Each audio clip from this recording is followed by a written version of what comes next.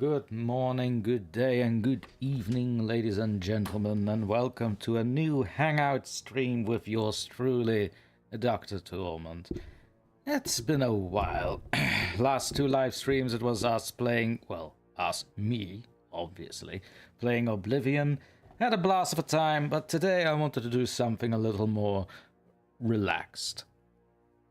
See who is all in the stream already. Cindy, hi, welcome. Taroxa, the artist formerly known as Cryptic Tales, welcome. My mod, Jinxie, has deigned to show up after all, that is nice. And Nat, welcome, Nat, welcome, you're more than welcome. How's everybody been? Do tell, how's everybody been? I feel like I've been a little out of stuff since Oblivion, which, by the way, that we will still continue that part 3. I'm just not entirely sure when, but all in due time, of course.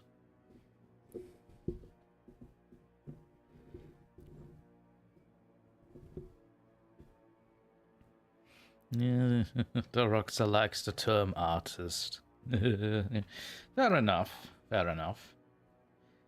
Now, as what we are going to do in today's stream, well, as the title suggests, we are going to hang out a little bit, catch up, if you will, and there will be some live readings, obviously. It wouldn't be a DrTorment stream without some live readings, after all. And after that, well, maybe some live recordings for some shorts, and maybe a little bit of a story that I'm working on. Who knows? It's going to be fun. We'll see how long it will be. I'm not going to make it too long, because I do have a new sleep schedule I have to adhere to. But we'll see how long we will go. Definitely not up to 4 hours or something like that. Oh, I feel like I can no longer do those, at least not a lot. Ah, Nat, you're in Los Angeles. What are you doing over there? Do you live there? Do you live in Los Angeles, city of the angels? And the sinners. Preferably the sinners, they're more fun. At least in my experience, they are.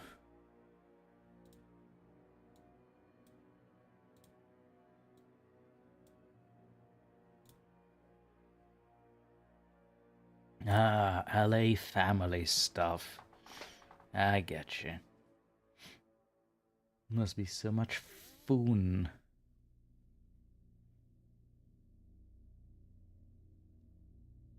Let's see. Oh. Lilith, please. I need the desk. Don't start.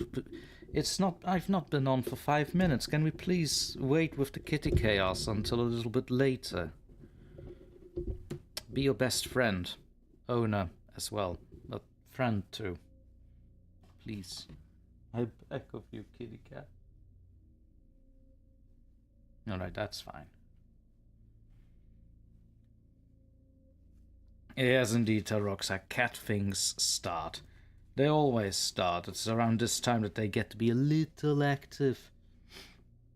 At least they're not singing the song of their people, but I expect there to be a change in that soon. Very, very soon, I will add.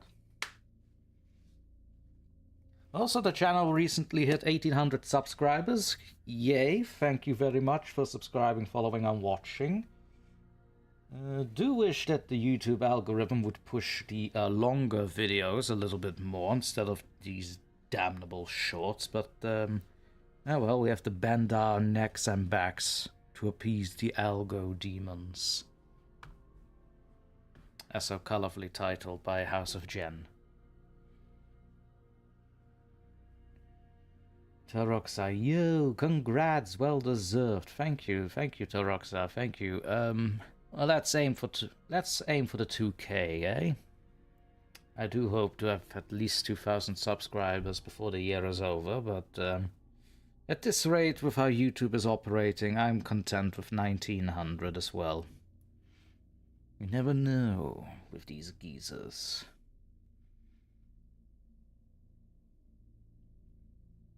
Cindy says, I love kitty chaos. Yeah, I imagine you do.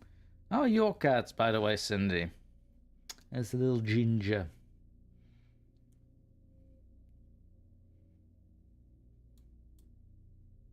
Congratulations, Tommy, says Nat. Thank you, Nat. Thank you very much. Something is happening over here. What is that? Nope, go away, random pop-up window. I do not know what you are for. Shoo. Go away.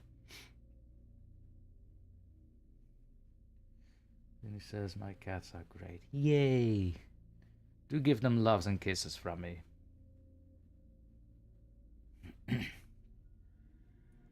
Toroxa, yeah, that's why I'm doing streams on Twitch. Much better results. Sorry, I was kind of self-promoting. Haha. It's fine. Just here's the thing, Toroxa. I would have taken offense to that if you actually added a link to your Twitch channel. So that's fine. That's fine. Just mentioning that you're also on Twitch. I mean, yeah, sure, man. Also, Toroxa here has also recently become a Twitch affiliate. Once again, congratulations, Toroxa. I know I said congratulations in private, but I thought, well, let's say it out loud in public as well.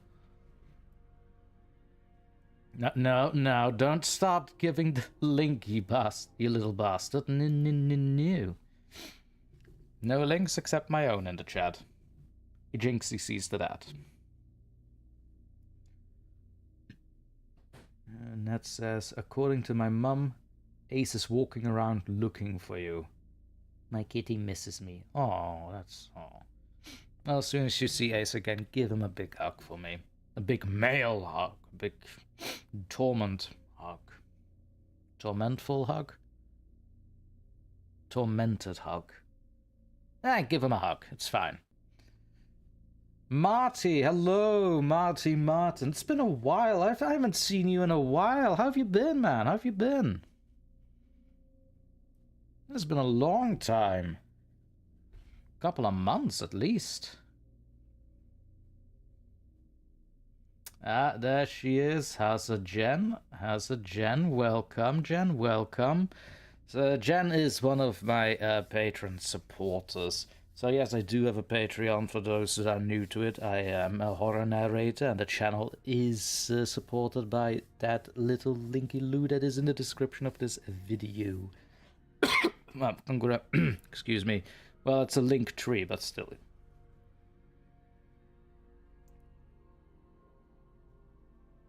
Marty says, I am doing better. Oh, did I miss something? Did something happen to you, Marty?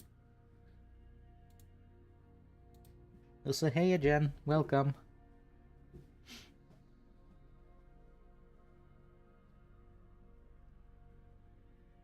In fact, come think of it, let's bring out little Tormy. Ah, there he is. Beautiful. No, this is usually the emote I would use for, you know, the break, but, I like these animated little emojis so much. I'm just gonna put them in there. Look at him. Cigar and whiskey. Oh, I wish I had them both. Which I have. Well, the cigar at least, not the whiskey. That's a bit of a shame, but still. Soon. Christ, did I swallow a hair somewhere? So for the uninitiated, I do have 3 cats, and sometimes, even during recording, I do swallow a hair of theirs that is floating around, which I think has happened right before I started the live stream, which is wonderful. So you get to hear DrTorment coughing a lot today.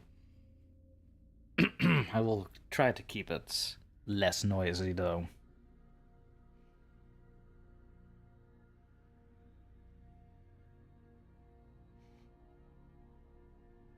Tiny Tormy, Nat? No. Not Tiny Tormy. This is Little Tormy. Lil Tormy, not Tiny Tormy. No. Just no. You're not gonna do with Tiny Tormy. It's just oh, I don't know. Little Tormy. There you go. Toroxa gets it. Little Tormy. No, no, no, no, Nat. Not small Tormy. Lil Tormy. We're gonna stick with that. House of Jen, sounds like you're having the allergies. I do not. I do not have the allergies. Well, to be fair, I do have allergies, spring pollen and all that, but considering I've been quite isolated the past 2 days in my home, I should not be bothered with this. No, I just swallowed a hair somewhere prior to the stream starting, which might as well have happened. I was close to the cats. Jesus Christ.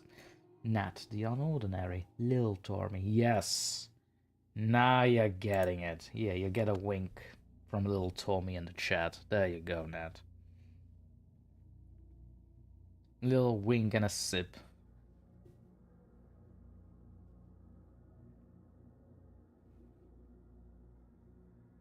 And indeed, Taroxa, indeed. I do own Little Tormy. It does anything I want it to do. Hey, Lilith, hello. Sorry for the evil laugh. Woo, sweetheart. No, it's fine. It's fine, sweetie. I was just being evil for the folks at home. It's fine. Where was I? All right. I'm done. Hello, sweetie. I do need a screen, Lilith, so please don't sit in front of it like you always do. Never mind, she's already sitting in front of it like she always does. Wonderful. Wonderful.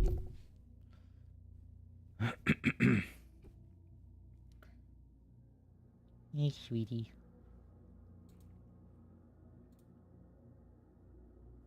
Let's see, while we are waiting, I'm just gonna look for something to read.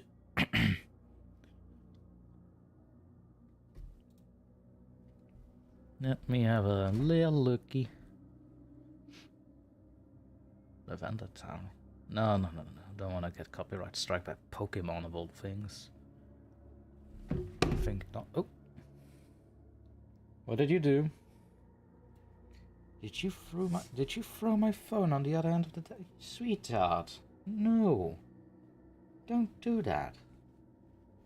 This is my spare phone. Please, I have to get my actual phone from the store Monday. House of Jen, what are we waiting on? Oh, we're not really waiting on anything. Like I said, this is mostly going to be a hangout stream, just hanging out with you guys, but there will also, of course, be live readings, because what DrTorment live stream isn't there with any live readings? But maybe some live recordings for upcoming shorts and a little bit of a, maybe of a longer story that has been catching my eye. We'll see how the time goes. I'm not intending this to be a long stream, say maybe about 2 hours, 2.5, but nothing too much. Mainly because my new sleep schedule will simply not allow it. And I don't want to sit here like half tired of everything. This grumpy Tormy is not a nice Tormy. Rocks a 24-hour stream. I think not, no. It's quite an idea, but let's not.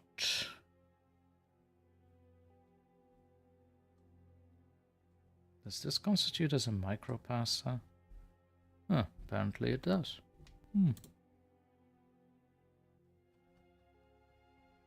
Oh, a creepypasta with a not safe for work warning. Not all too long.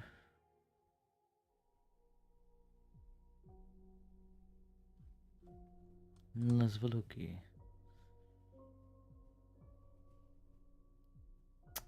So yeah, there are 1 or 2 words in it, but that start with the S, but I think I can work around that. I like to show things like whoop. Oh no! I see where the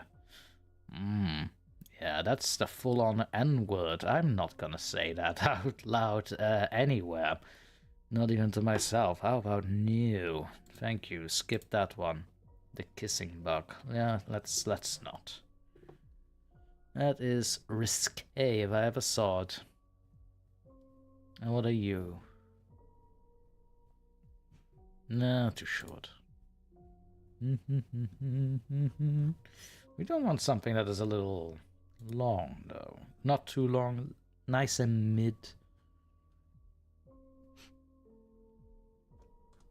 Oh, here's a nice one from 2012, I see. Gonna keep that one open.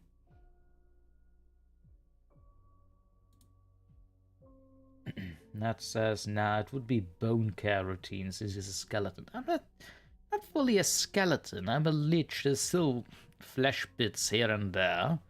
It's a perpetual state of rot. That's what you get.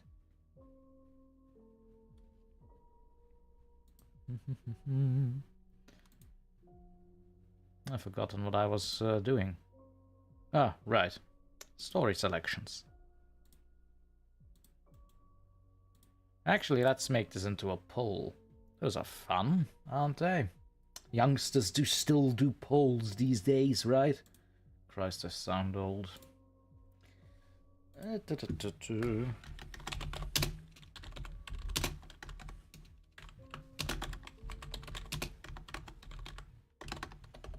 Let's make this a little poll then.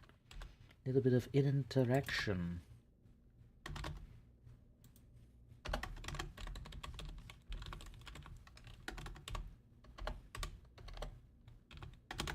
Creepypasta, Reddit, add option.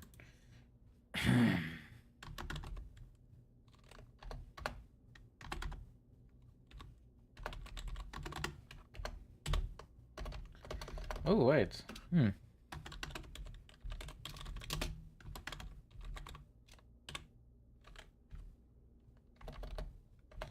Because there is a certain someone, Nicholas Leonard is the name, who has given me his entire, well, not his entire, but most of his catalog to read. So I'm gonna present that one as an option as well.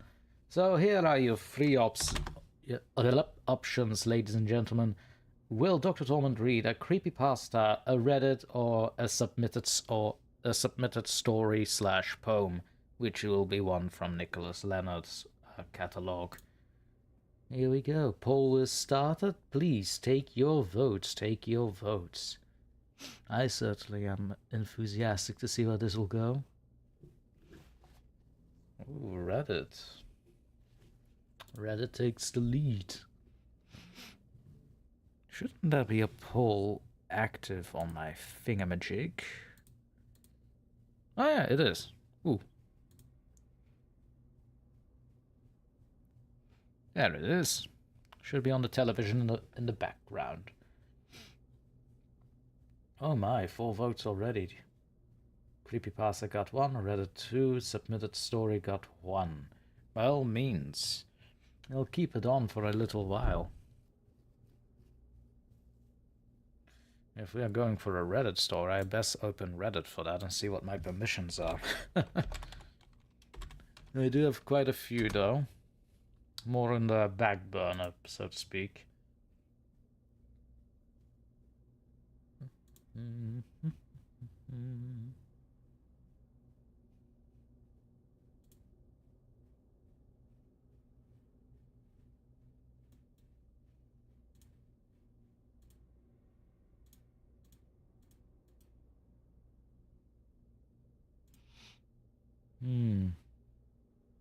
Alright, Priestess of Spiders. It's been a while.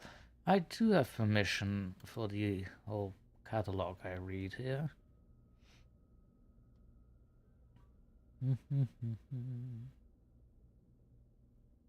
Preferably not a series.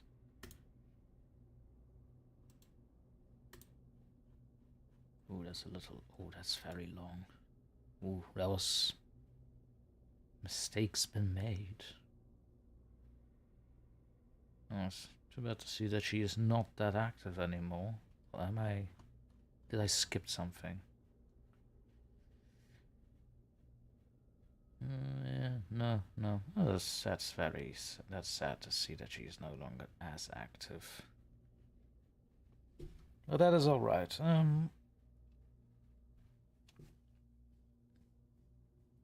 Let's see how the poll is going. Oh my, 5 votes. Reddit 60. Oh my god. When can we get an office tour? Asked Taroxa. I mean, have you seen my office? This is it. This is my office. Why would you ask for more? There's no need to ask for more. This is the office.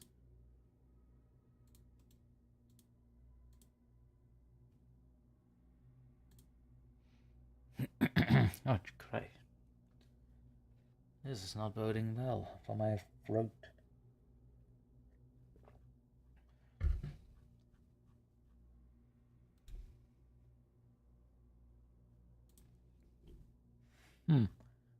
I found one with a funny title.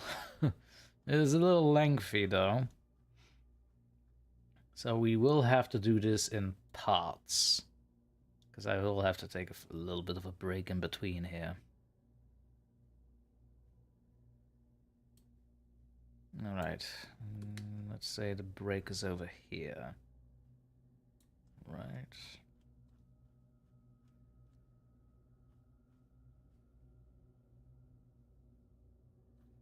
There we are. Back to the poll. Still the 5 votes and Reddit is winning. Oh my god. The office is made of office, says Nat. Yes. Yes, indeed it is. Office is made of office. But it's a nice office.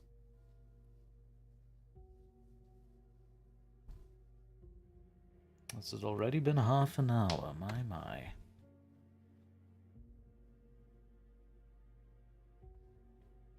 Alright, let's give it a few more minutes and then I'll close the poll. I have a feeling Reddit will win.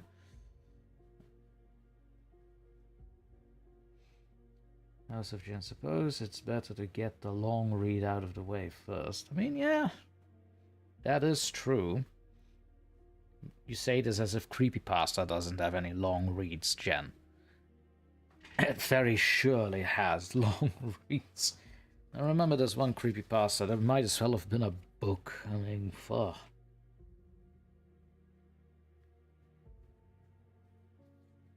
That was long. I've quite forgotten what the title was, but yeah.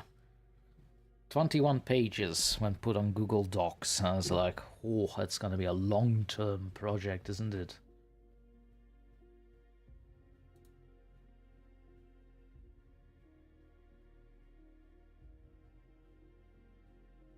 Why is my goal ending already? It should be 2 hours.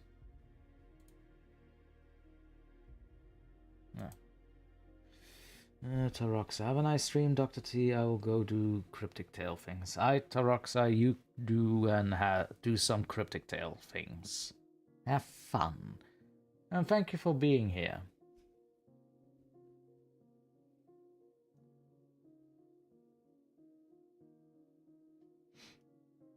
That's the Jen, you aren't wrong. Yeah, of course, I'm rarely wrong. I'm never wrong. And there still has to be a day where I'm wrong. Yeah, that's too bad for you, Taroxa, because I already mentioned it, so there.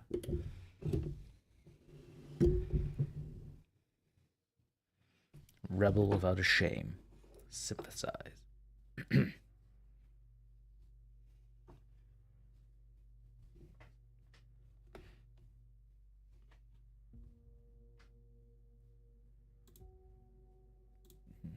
Alright, let me get the story ready. It's gonna be a nice and long one. Depending how my throat will do, I'll have to take a break or not. Alright, that is that. Oh, 6 votes. Let's see, another vote went to Submitted Story or Poem by Nicholas Leonard. Okie dokie. Not enough to win, but since that is going to be second place, I think I know how we will start. So first we'll do the Reddit reading so far, then the Submitted Story / Poem by Nicholas Leonard, I'll see which one. And then lastly will be Creepypasta. Okie dokie, I think I have all the data I need, and the poll there. Ta-da! There are the results. Now, let me get this story out of the way. This one is from the Reddit forum No Sleep, written by PriestessOfSpiders. It is called Old Man Stickbones. Now, this is going to be a cold read because I have no idea what the story is about, and it's been a while since I read anything of PriestessOfSpiders. She usually does come through with the creep factor and the uncanny valley factor, so it should be fine. It should be fun. Alright, let's see. Just turn my screen a little. Hopefully the noise outside won't be coming from my microphone. I grew up in a small town called Pinewood Grove. It's a tiny little community. Its population couldn't have exceeded more than a couple thousand souls at the most, and it's surrounded on all sides by untold miles of dense forest. I remember it as a peaceful place, with trees as far as the eye could see, a veritable sea of greenery stretching out to the horizon. The air was cleaner than it is in the city, and the sun seemed to shine the brighter in the clear blue sky. But something has forever tainted that town for me, and I fear that until I die, I shall be unable to look back upon my otherwise pleasant childhood without feeling a twinge of horror at the tragedy which ended my time living here. I was always something of a tomboy as a child, feeling more comfortable playing outside with the boys than spending time with the other girls on the awkward playdates my somewhat anxious mother tried to set up for me. It's really rather silly looking back on it now, how worried she was that I wasn't going to get a normal childhood, but times were different back then. I had much more fun coming home with torn jeans and dirty hands anyway. I was lucky enough to have many friends, but chief among them were a pair of boys by the name of Miles and Antonio. Middle name, hello there. We first met by a creek in the woods where we had both been hoping to catch crayfish, and from that day forward we were practically inseparable. Despite the long stretch of years, I can still remember them both clearly, though I admit that perhaps this is only because of the terrible thing which occurred at the end of our friendship. Also, hello, Rotting Prince. Good evening, good evening. Back to the reading. Miles was short and blond, with a freckle-covered face that I sometimes, perhaps cruelly, joked, looked as though it were covered in mosquito bites.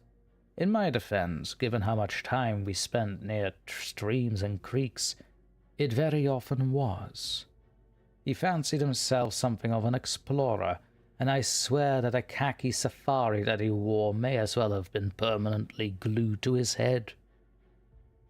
He never went anywhere without a Swiss Army knife and a compass that had been given to him by grandfather. I must say I was somewhat jealous of the compass. It was quite a fancy piece of kit, perhaps some military surplus with a shiny metal lid. He took great joy in closing it one-handed with a satisfying snap. He often referred to our little woodland excursions as expeditions, and sometimes would put I'm sorry, as I read this actually kind of hit home. And sometimes would put on a faux British accent and pretend to twirl a non-existent mustache in imitation of the two-fisted heroes from the pulp adventure novels he read. Nah. That is something. That hits home. That's not necessary, priestess, but thank you for that. Antonio was a bit taller than Miles, with slightly messy black hair and big round spectacles that led Miles to often refer to him as the Professor. He seemed to take on the moniker with pride and carried on a pocket guide to insects and arachnids which he used to identify the various creepy crawlies we found during our sylvan ramblings. He would note them down by their scientific names in a little journal, with surprisingly well-drawn sketches alongside them. Wait, let me just need to do a little adjustment with the screen here, because that was difficult to read. Assign them. I wonder if he ever became an entomologist when he grew up, or perhaps an illustrator. He always seemed a little bit shyer than Miles, but in retrospect, I think it's possible he may have just had a crush on me, something I would have been utterly oblivious to at the time. I was young, and didn't have much time to think about romance. All that existed to me was the forest, my friends, and long summer days that felt as though they would last forever. We'd often come up with little objectives to our excursions, and Miles would write them down in a small leather-bound notebook he carried in his fanny pack. This could range from simple things like follow the creek till the end to elaborate fantasies such as search for the forgotten temple of the forest gods. We rarely ever actually achieved any of these goals, but it added to the immersion of being globe-trotting adventurers, so we played into it. Out of all the missions we found ourselves embarking upon, however, the one we most frequently repeated was searching as deep in the woods as we could for a very particular cabin. You see, there was something of a legend in Pinewood Grove, one passed on for as long as anyone could remember, perhaps from the very founding of the town itself. I heard it from my uncle, Antonio heard it from his grandmother, and Miles was told by it by his father. Weird sentence there, but okay. The details changed from telling to telling, but the core of the story always stayed the same. They say that deep, deep in the woods, past any sign of civilization, there lives a very old man. Ancient, in fact, older than the forest itself, from when the world was young and nothing was quite finished. They say that when he was born, people didn't know how to die, and in all his long years of existence, he still hasn't managed to figure it out. He could age, though, and the cruel years have warped his body almost beyond recognizing as anything that could have once been considered human. In his impossible decrepitude, every moment makes his joints creak and crack with a sound like branches snapping in half. He lives alone, making strange little shapes out of tied together sticks, which he litters near his cabin as a warning to keep away. Antonio told me his grandmother actually showed him one of these objects, a strange little figure, like a doll made by someone who didn't quite understand what humans were supposed to look like, held together with sinew and bits of hair. He said that just looking at it felt wrong. Nobody knows the old man's real name, if he ever had one to begin with, but his creaking joints and gaunt, aged figure has earned him a number of nicknames. The Snapstick Man, Old Stickbuck, Grandfather Brittleback. To me, though, he will always be Old Man Stickbones. That's what Miles, Antonio, and I always called him. We joked sometimes about finding the old man and bringing him back to civilization, putting him on display as the 8th wonder of the world, and charging admission to see him at $5 a peek. It wasn't excuse me. Gonna have a little sip there.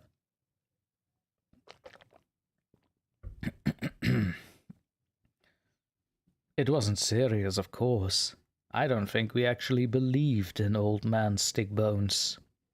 But it was a good enough excuse to pass the time in each other's company, and frankly the story had an air of authentic woodsy horror about it, which made the morbid parts of our imagination run wild with delight. I remember once that the three of us were having a sleepover at Miles' house, and I managed to sneak away while the others were watching some scary movie that we were all too young for.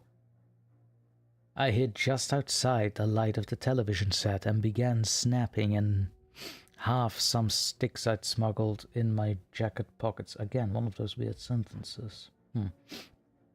It took only a couple of snaps before Antonio and Miles paused the movie and started looking around with absolute terror in their eyes.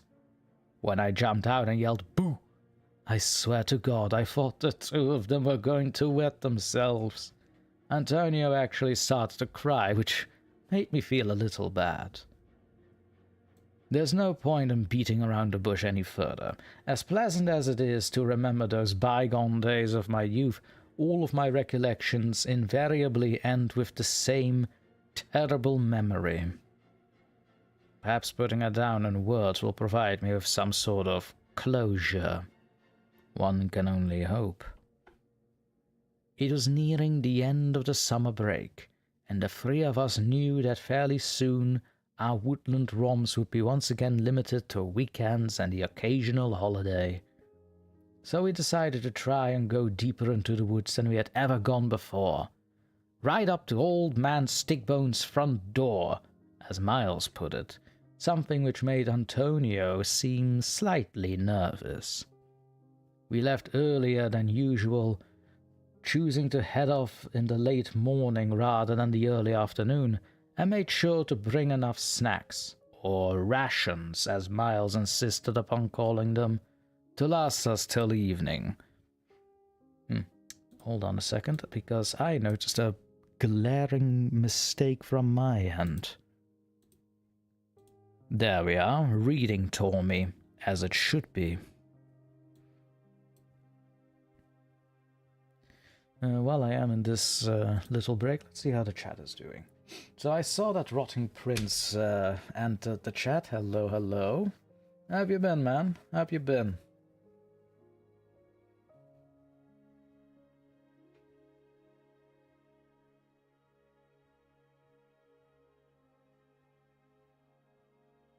Oh yeah, don't worry, Prince. So, Prince asked, could we have a little piece of text at the bottom saying the title of whatever it is you're reading? Could help with people popping in with some level of context. You are actually right on that. Actually gonna use this small break to see if I can actually do that, because that is useful. No, no, no text. There we are.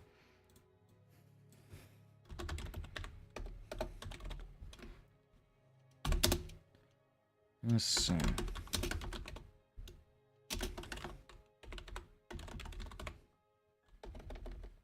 How do you spell that? That's how you spell it.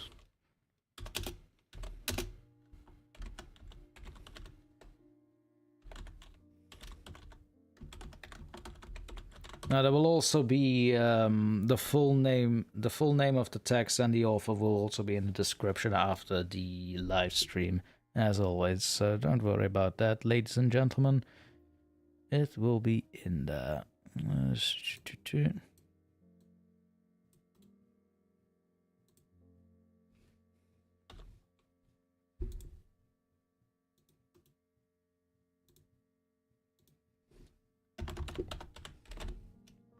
Whoop.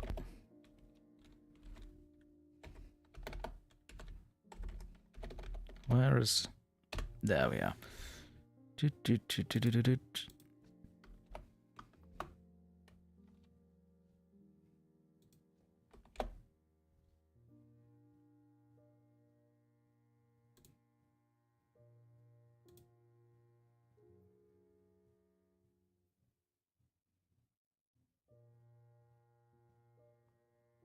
I love how it takes you over the entire screen.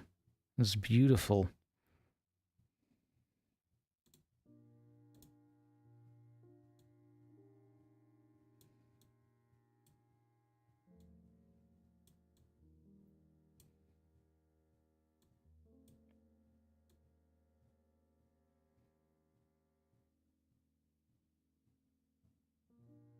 There we are. That ought to do it.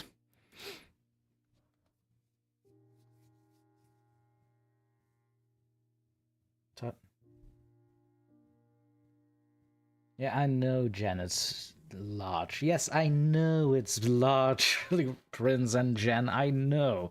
I fixed it, okay? It's been fixed. Leave me be.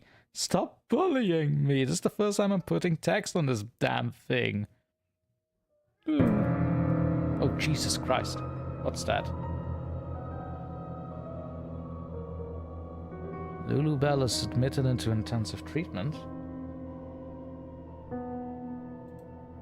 Oh, Lulu, welcome. Oh, I am not getting used to my own notification sound. My God. That's my arrival indeed. Welcome, Lulu. Welcome. Wait, weren't you already a member? Did I forget something, Lulu? You were already a member, right? Or did you upgrade your I'm so confused right now as to why the entrance. Yes, haha, Jen. I'm getting jump scared by my own notification. It happens, all right. Look, you guys, you haven't seen me play Outlast Trials with Jinxie and Dreadful Anecdotes, all right? Like, ooh, there's some scary stuff.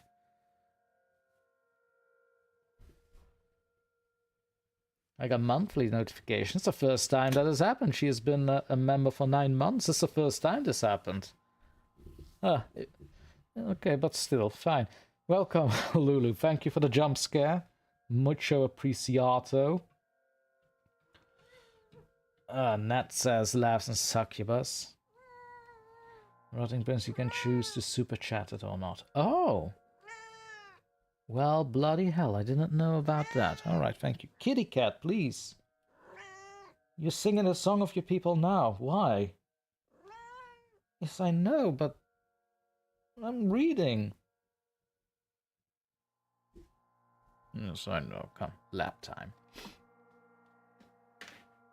No. Don't take the cable off the microphone with you, you little silly cat. Yes.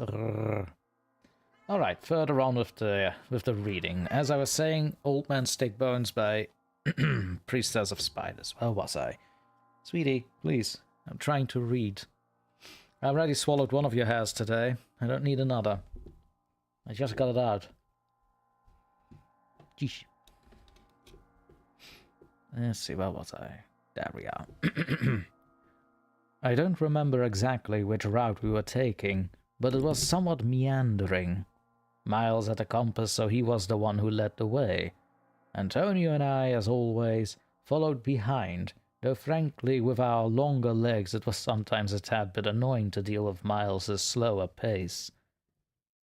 Antonio frequently found himself accidentally kicking the back of Miles's shoes before sheepishly apologizing. This had always been the case, and usually nothing worse came of it than an annoyed comment. But this time, Antonio's accidental treading of Miles's heel caused our fearless leader to trip on an exposed tree root, falling to the ground in a heap. It feels awful in retrospect, but I did laugh. Miles had been in the middle of singing a marching tune, and the song was cut off with a sudden "Ugh!" followed by a clattering of metal which was frankly comical.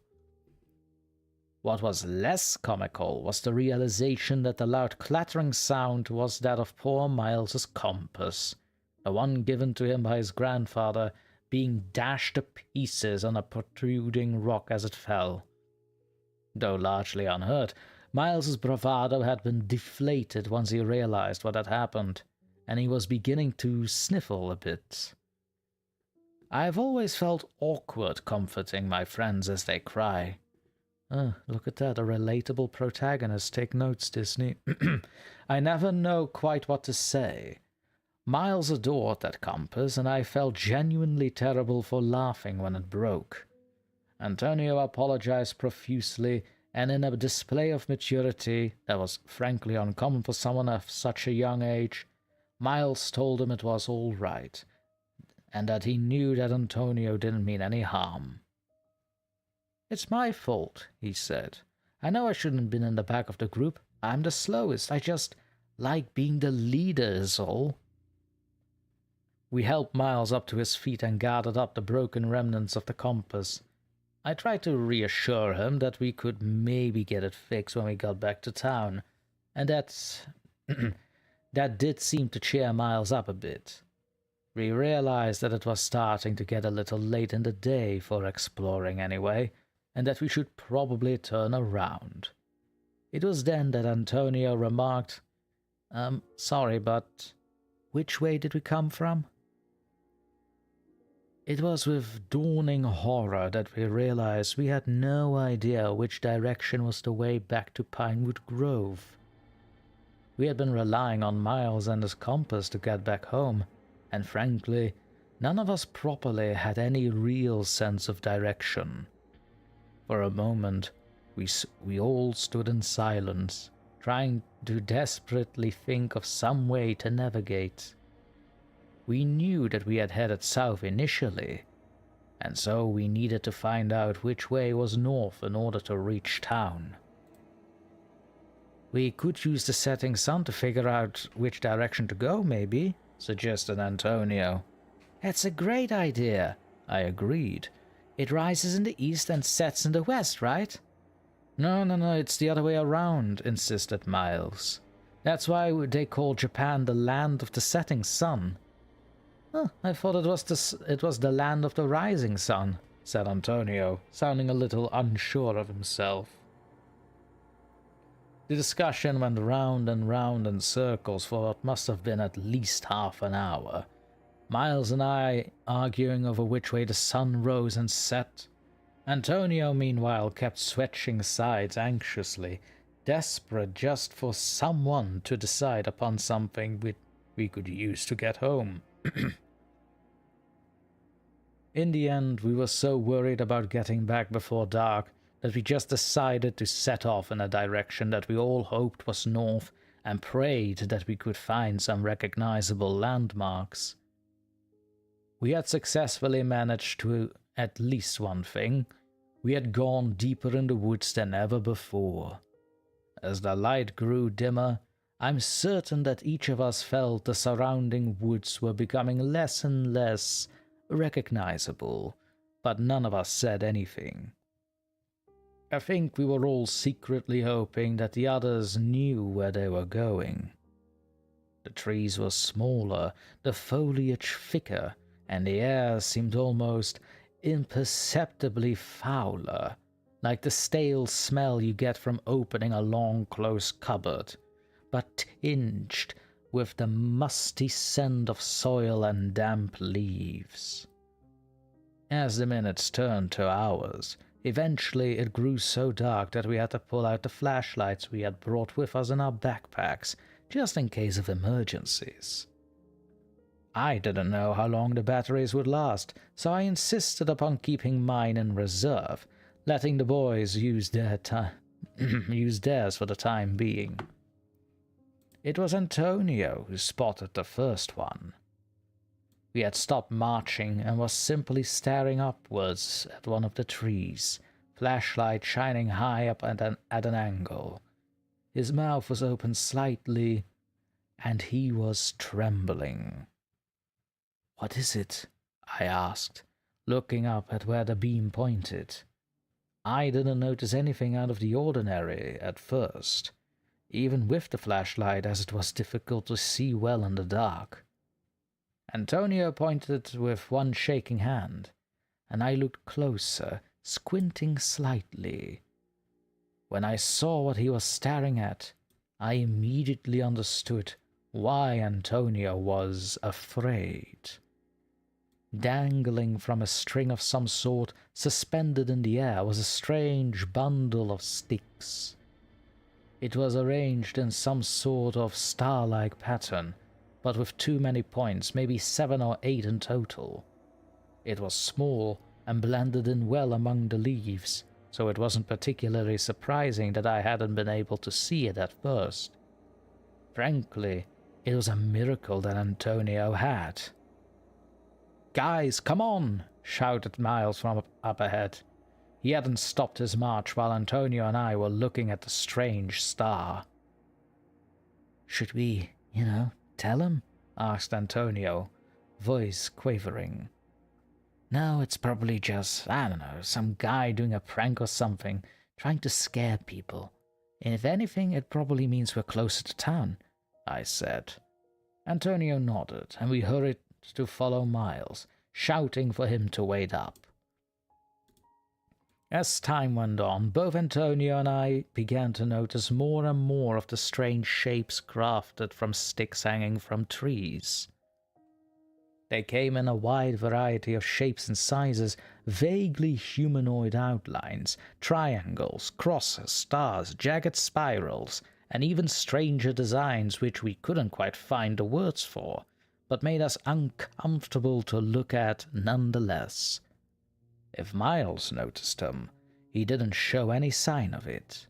He simply kept marching on, tired and upset to the extent to which he no longer was paying any attention to his surroundings.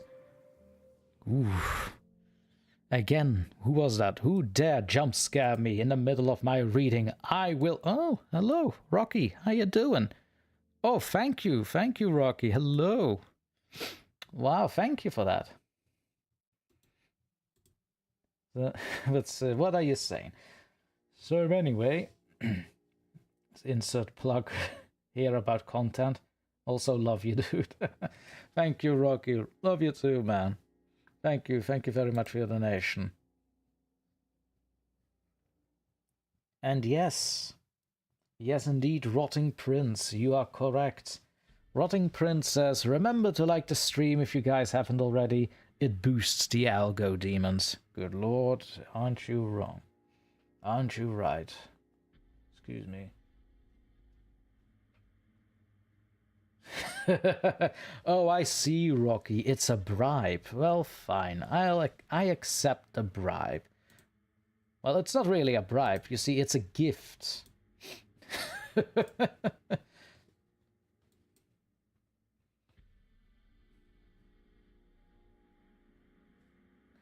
I'll accept the gift. It's no bribe. We don't do bribes. Bribes are illegal, don't you know? However, a gift is another matter entirely, as the Roman senators would say.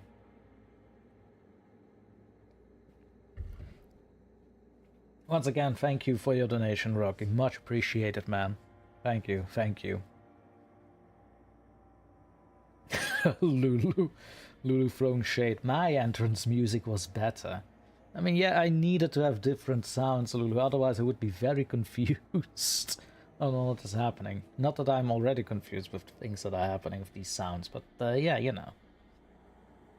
Dr. T flew off his chair. I wouldn't say I flew off my chair. Alright, I launched off from my chair. There's a huge difference, Lulu. It's a huge difference. Fake news. Horror on the Rocks. Happy reading, dude. Enjoy the clearly not a bribe. I will enjoy the clearly not a bribe, Rocky. Once again, thank you and much appreciated. Duchess of Darkness, hello, welcome.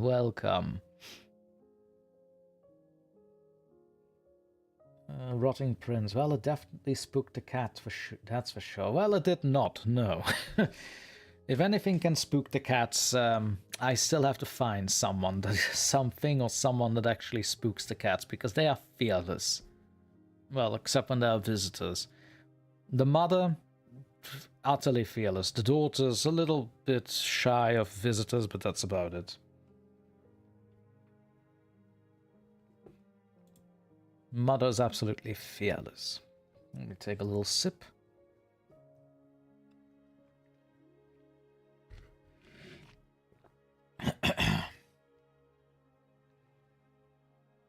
Simply kept marching on, Tyron said to examine no longer paying attention to his surroundings. Well, something Batman did too. Look how it ended up with him. Just saying.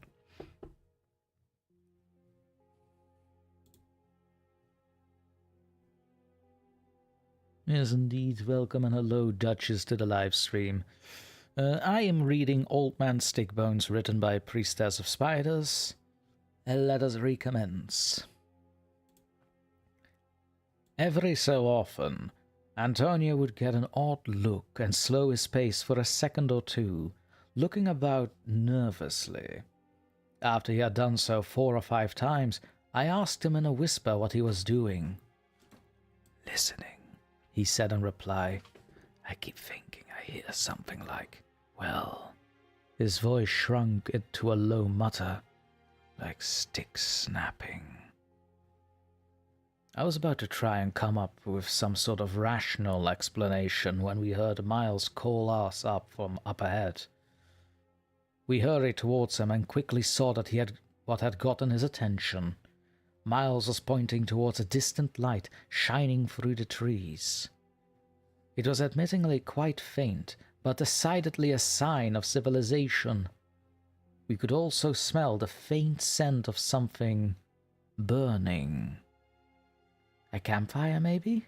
I asked. "It's gotta be," said Miles, picking up the pace as he headed toward the light. Antonio and I followed, but there was a hesitance to our movements. With every step I took, I began to get increasingly uncomfortable, and I could tell that Antonio felt the same. After a few minutes, we were greeted with the source of light. It was a rough cabin, built from logs and crudely mortared stone, with a faint wisp of smoke emanating from its chimney. Despite its relatively simple construction, it seemed quite large, at least the size of a typical suburban home. It seemed oddly crooked, all the angles subtly off, like something out of the cabinet of Dr. Caligari. Oh, that's a nice reference. Well done, Priestess. Its windows were made of cloudy, cracked glass, very roughly set high in the walls of the building with some sort of rudimentary cement. From behind the translucent glass, there came the warm glow of a fire. "Let's knock on the door and see whoever lives here can point us back to Pinewood Grove," said Miles excitedly. "I don't think that's a good idea, Miles," Antonio whispered, starting to take steps back away from the cabin.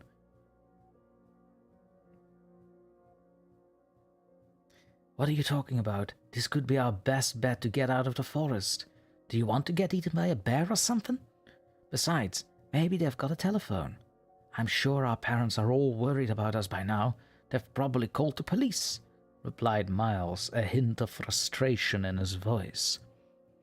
"I think Antonio has a point, Miles. I mean, doesn't this all seem a little, I don't know, creepy?" I said, trying to choose my words carefully. Miles stared at me bleary-eyed like I just told him I was from the planet Mars. "Miles, we didn't tell you because, you already seemed kind of upset, but..." Antonio trailed off. "We've been seeing these weird stick sculptures in the trees. We thought maybe it was someone doing a prank, but come on, look at this place. Don't you think it kind of looks like..." I started to say before Miles cut me off. "Are you seriously telling me that you want to stay out here in the dark alone in the woods because you're scared of Old Man Stickbones? Come on," Miles huffed, rolling his eyes. Antonio and I looked down at the ground, embarrassed a little bit by Miles's tone. We knew it sounded stupid, being afraid of a campfire story like that, but it didn't make us any less afraid. Our silence started to make Miles angry. "Are you serious? Are you both babies? There's no such thing as Old Man Stickbones. He's made up. He's a fairy tale. Are you going to tell me you believe in Santa Claus next? It's just a stupid game. Did you think that when we went looking for secret treasure last week that that there was actually hidden gold out there too? Miles started to yell, getting angrier and angrier. I understood we were all tired, stressed, and afraid, but I'd never seen him act like this before, and frankly, I was starting to get pissed off. We wouldn't even be out here if you didn't drop your stupid compass, I muttered. I should have read that. I should have read that before I read the sentence. The Dumbledore vibes are real now. Christ. Harry, did you put your name in the goblet of fire? Dumbledore said quietly. Harry, did you put your name in the goblet of fire? Movie version. Haha. Excuse me for that. We wouldn't be even out here if you didn't drop your stupid compass, I muttered, mostly to myself, but just loud enough that Miles could hear. Well, maybe if I wouldn't have dropped it if this moron, Miles said, pointing an accusing finger at Antonio, could watch where he was going. Or maybe, if you just agree with me which direction the freaking sun sets. As of Jen Cold reads a heart, yo. Depends. Antonio looked like he was about to cry, and my hands tightened into fists. It was then that I said something I will never forget, and forever regret. Well, Miles, if you're so brave, why don't you go knock on that creepy cabin door yourself? To this day, I still cannot forgive myself. I shouldn't have said it. I don't know what else I should have said, what I could have done to prevent what happened. But I can't help but blame myself. I told him to go knock on the door. It's my fault. Miles grew slightly pale, and I could tell he was afraid. But he didn't say anything. He just turned around and started marching towards the front of the cabin. I stood there, watching him go, while Antonio tried to whisper for him to come back, that I didn't mean it. Within a few moments, Miles stood before the wooden door of that strange cabin, trembling slightly. I hadn't been able to tell from a distance earlier, but now with Miles standing next to the door, it seemed huge in comparison to his short stature. It was easily 8 or 9 feet tall and looked heavy. He looked over us for reassurance, and Antonio kept shaking his head, trying to get him to come back. I just stared. I wish I had done something, but God help me, I just stared. Miles turned back to the door and raised a shaking fist before rapping his knuckles against the wood 3 times.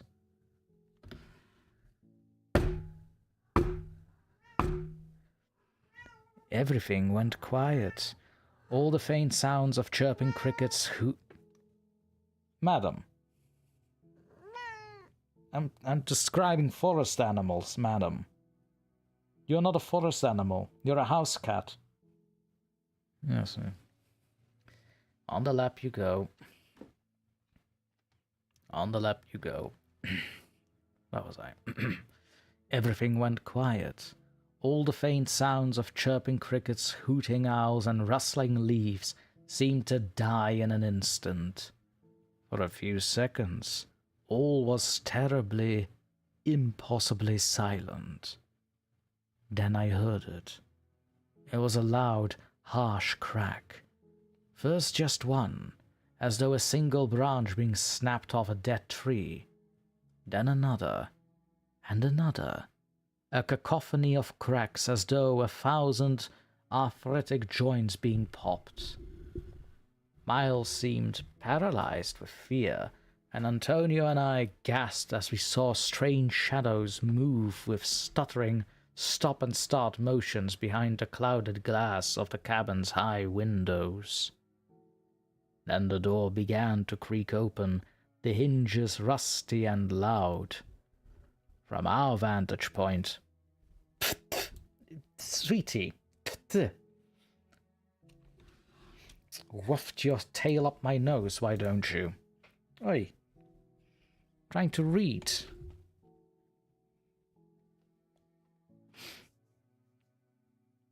Also, hello, Jack Harrison. Welcome to the stream. Welcome, welcome. As you can see on the screen itself, I'm reading Old Man Stickbones, written by PriestessOfSpiders, and I was rudely interrupted by a young lady over here who swafts her tail beneath my nose, and I now have a few of those loose hairs above my lip. Great. There. Well, hopefully I don't. Hopefully they don't go in.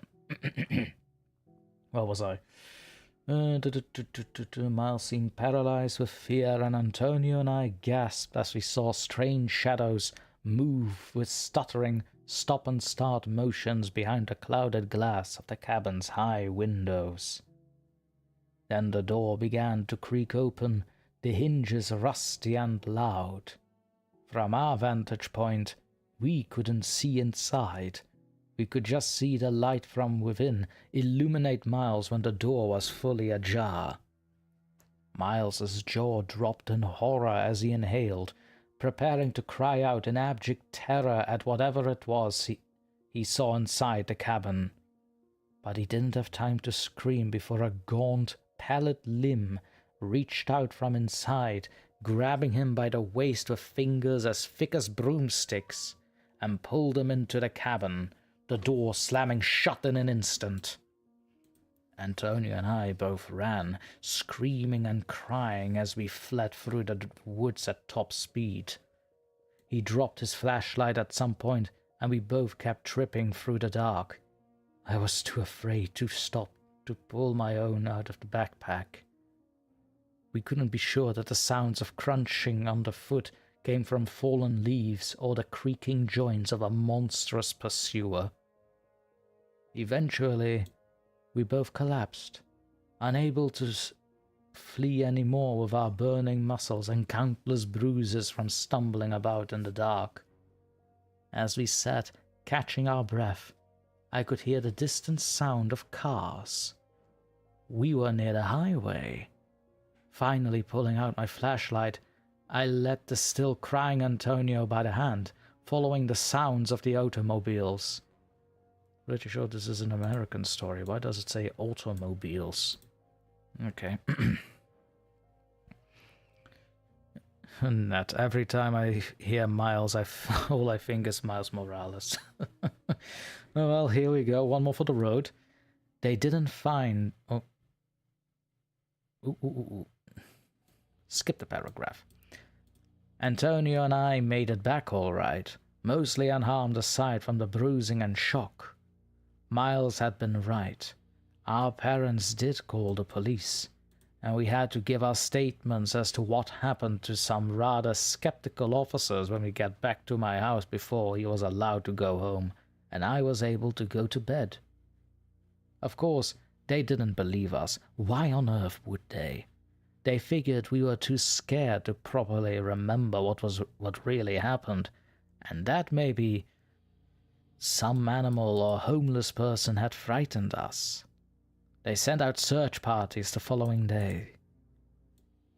They didn't find Miles, nor did they find the cabin that Antonio and I described. Miles's parents blamed us, of course, and accused us of taking their son out into the woods to murder him. Antonio's family moved away not long after in the wake of Miles's disappearance, and when school started up again, I became the subject of ostracization and bullying, which frankly I felt that I deserved. I blamed myself, and still do, for what happened to poor Miles. Nevertheless, I tried to persevere, and despite the alternating shunning and taunting from my classmates and teachers alike, I stuck around in Pinewood Grove for about a month after my final expedition into the woods. The straw that broke the camel's back, however, was the object that was left on the front porch of Miles' parents' house. After that, my parents became so concerned for our safety at the hands of small-town vigilante justice that they decided it would be best to move away. You see, one morning, Miles's father was getting ready to go to work when he almost tripped upon something left right at the front door. It was roughly pyramidal in structure, with 3 sides leading up to a point at the top, constructed from sticks and twigs tied together with leather cords. There was a little gap, a window of sorts, cut into the one of the sides. Dangling in the center, strung up with some knotted hair, was Miles's broken compass. Forensic analysis revealed that the leather and hair used in the construction of this object was human tissue.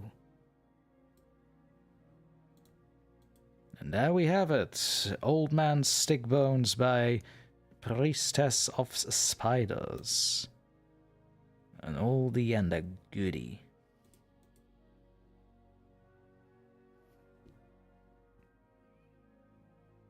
Oldie and a goodie indeed.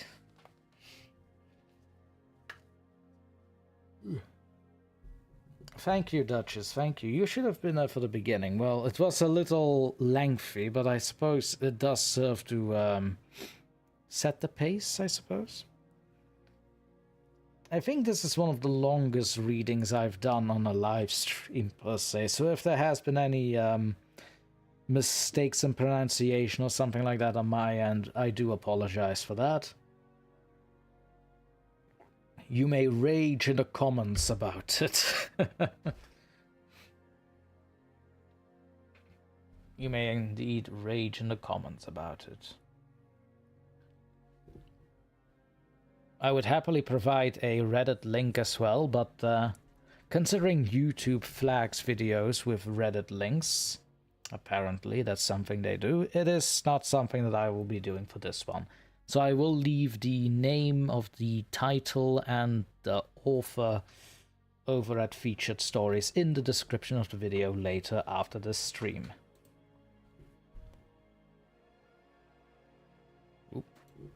For that being said, we are hitting the 1 point... Oh, we've been going on for 1 hour and 20 minutes.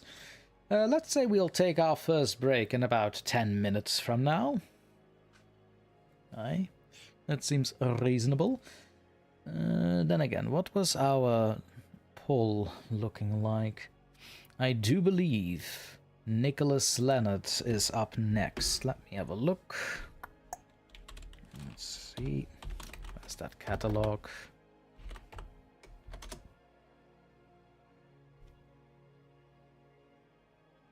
Oh, the text can go away now. There we are. Much better.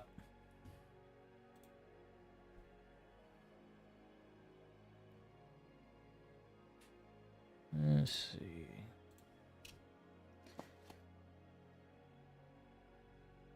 So to anyone that is new to the channel and the live stream, also welcome, welcome. My name is DrTorment.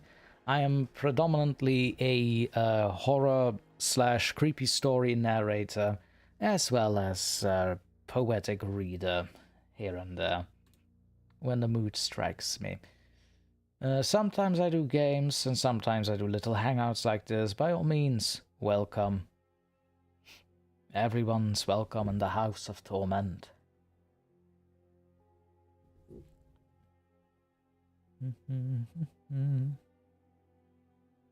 No, not you. You are not Nicholas.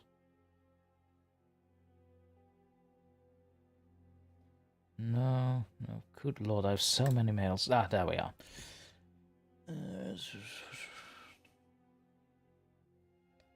I forgot how large this catalog is. Huh, let's see. Something not too long, though. Curse of Queen Euphonius? No, I already read that one. Hello, SJ Curtis. Hello, welcome. Welcome to the stream. I was just looking for something to read before the break.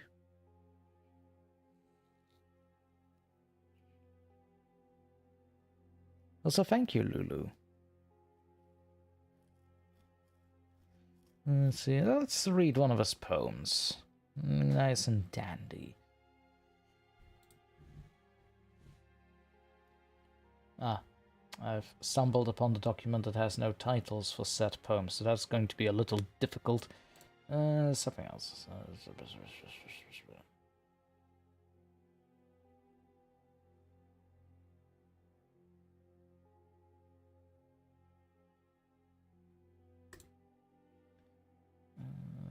How many pages is this? 5 pages, 4.5. I can do that. Yeah, sure, I can do that. Let me just adjust the reading stuff. As soon as I can find it.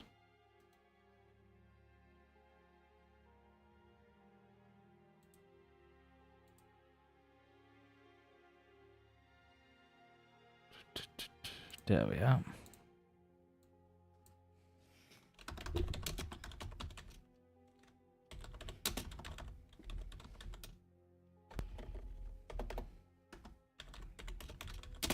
Just putting it into text, what will be read in a moment.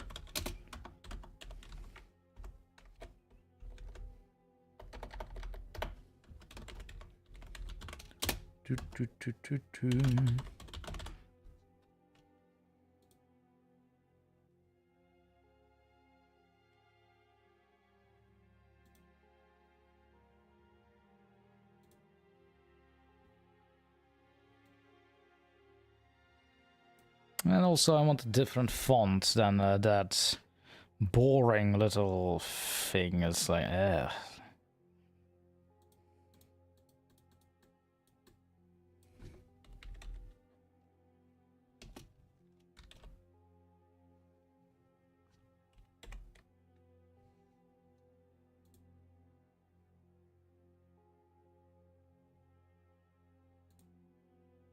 There we are, that's much better.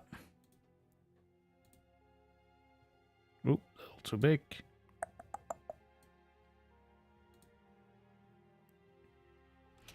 And there we are. So what I will be reading now is a poem written down by Nicholas Leonard. Nicholas Leonard has already submitted 2 poems to the channel called The Dove Grey Mask and more recently The Curse of Queen Euphonius.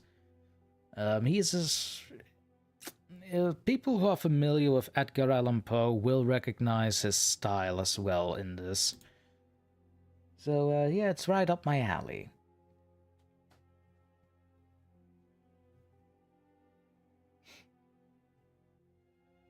The name Miles makes me think of Frasier. I mean, yeah, that too. Alright, so before we are going to initiate the break, let me just go ahead and read to you the poem by Nicholas Leonard called The Scarlet Stringed Lyre. And the lyre as in the instrument, not the act of lying, mind you. A little bit of water.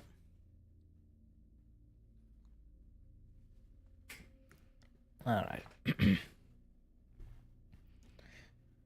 The Carnotaurus had no redder scale compared to Captain Concordia's hair, whose scarlet curlers strands behind her flayed, whose hair was flapping on the sea breeze air, who manned the wheel of the Athon Disdain, the ship that made the very weather change, the ship whose nose was aiming at the land, its bowsprit pointing at a port town's pier, to find the boy who plucked and stole a strand of Captain Concordia's scarlet hair. Her former boatswain plucked it in her sleep because it was the reddest thing he had ever seen. The Athon Disdain decks it into port, the languid way a nearing nightmare crawls. The tide adjusted sailboats back and forth, slow dancing in the pier. The quiet gulls, the dancer chaperones, refrained their cries as slowly the Athen disdain arrived. How resolute its captain left the helm, descending down the stairs onto the deck, with steps that moved the scabbard on her belt, with tension that adhered... What was that? I heard another noise. Oh, my phone is not on silent. Oh, Christ. That is my fault. Just quickly put this on silent, because that is not what should be happening. My apologies for that. How resolute its captain left the helm, descending down the stairs onto the deck, with steps that moved the scabbard on her belt. With tension that adhered her crew's respect, she paused between the cannons, looking out upon the peaceful colonial town. Her hair reposed upon the shoulder guard. She wiggled off a Chinese pirate's corpse. That leather, blacker than the orcas are, had gold silk patterning her gift-wrapped form. And yet her uniform was not complete, because her hair was missing one thin, string-sized piece. Bananas rum, medicinal fragrance perfumed between the taverns, inns, and shops.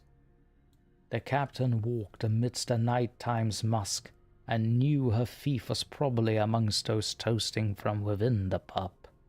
She turned, approaching the doors where laughter burst, and entered into the laughter's wake. How dim it was inside the crowded pub, until a splendid thing infatuated her. There was a lyre sound that hushed the thrills of everybody in the crowded pub, of every pirate, whore, and cabin boy. Fantasia No. 7's closing bit performed gymnastics over every head in taming thunder heaven's clouds transmit. That's an actual sentence, by the way.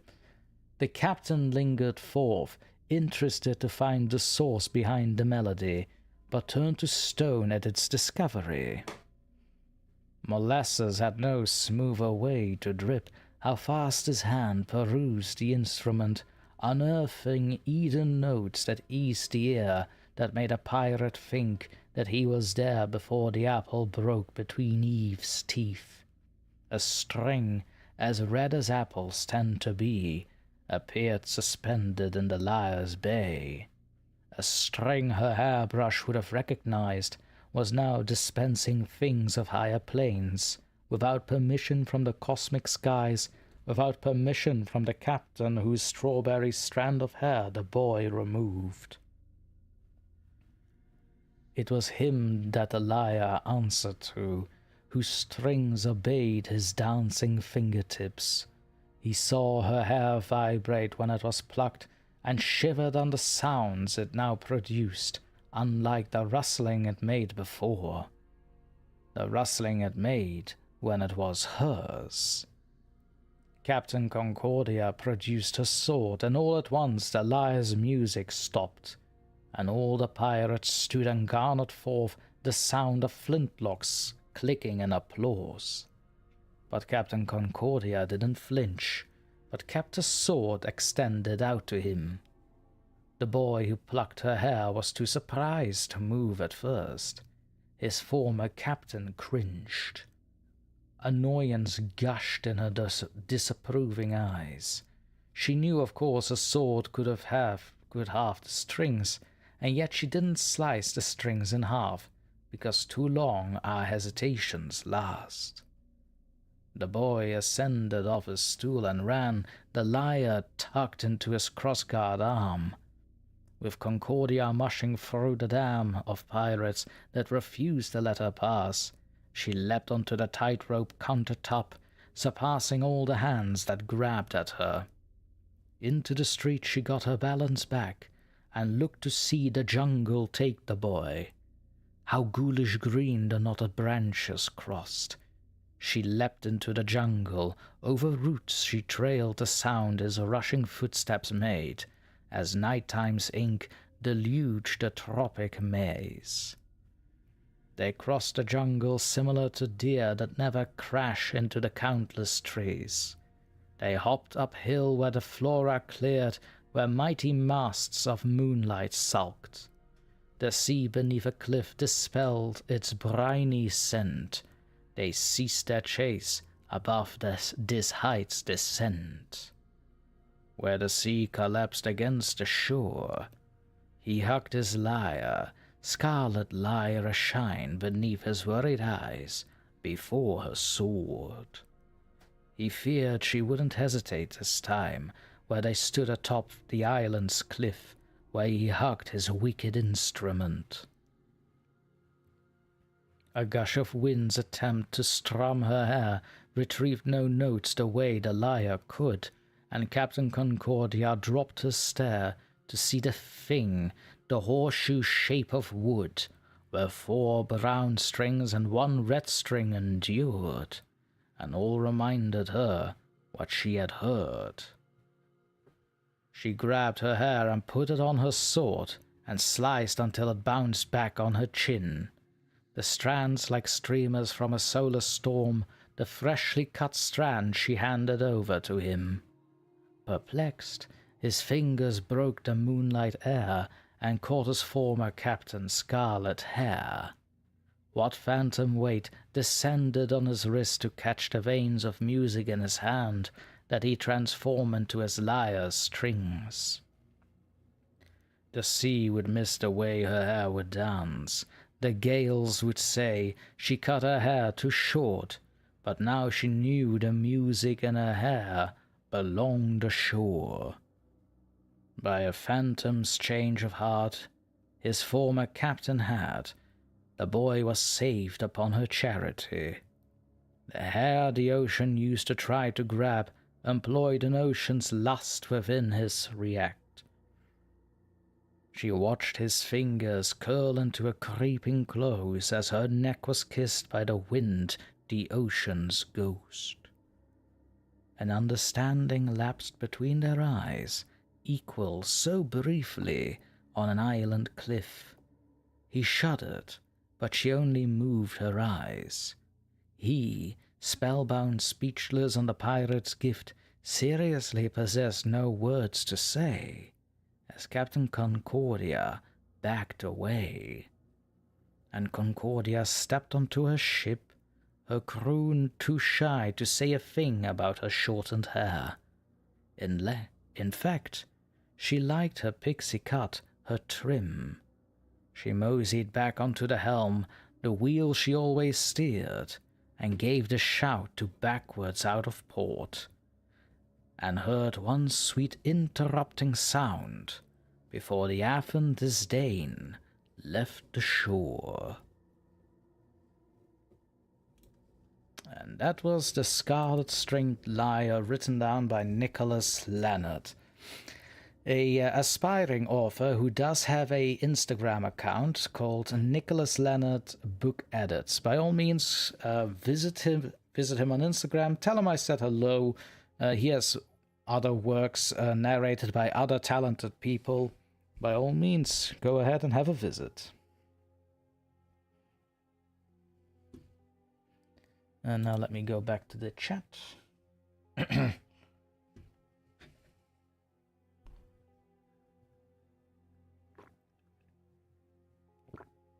Oof. What a reading. Non-stop. The Gothic poems do tend to take a lot out of me. Need to put your soul into it, as it were. Victory by Kitty Cat. Hello, DrTorment. I think this is my first time here. Well, thank you, Victory. Welcome to the stream. You are always welcome. And also welcome to the channel if you haven't subscribed yet. S.J. Curtis. Very good. I was gonna ask what year that was written, which is an absolute compliment. Yes, as I said, I think this was right before you entered, S.J. Not entirely sure. But the author is a huge Edgar Allan Poe fan, and that does reflect in his writings, both poetically and with short stories, which he also has, by the way.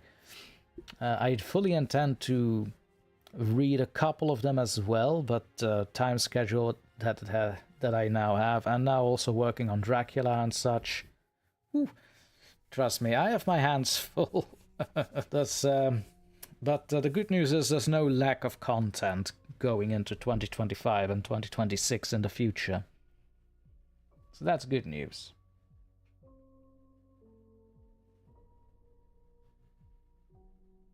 I think subscribe and hear via a demonic friend of yours. Would this demonic friend be by chance be Lady Spookaria? That is about the only demoness I hang around with these days. And then again, I do hang around with a lot of demons. Matter of fact, Asmodeus, it does, he still owes me 20. I should really go and visit Asmodeus about that 20. He still owes me a lot. Victory. See. Alright, that's via Lady Spookaria. Called it. Wait, let me just put away that text, because I'm no longer reading it. Right, I'm gonna take a small break here, about 5-ish minutes. Seems fair. And after that, we'll see what we are going to do. I will continue the Gothic readings, which people seem to like a lot. Or I will do some micropasta recordings meant for shorts. It won't be full spoilers, but because I also have other things to read anyway. So I'm going to initiate the intermission here, and I'll see all of you very, very soon once again. Stay tuned, and I'll be right back.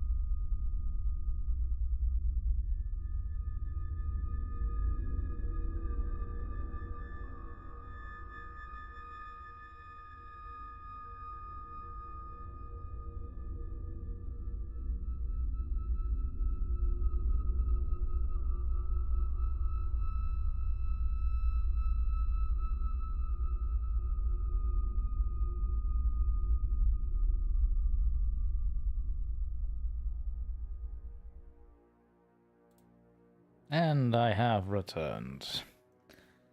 As everybody can now leave the bar, the man of the hour has returned. My god, ego. I trust everybody has been behaving here, Lulu.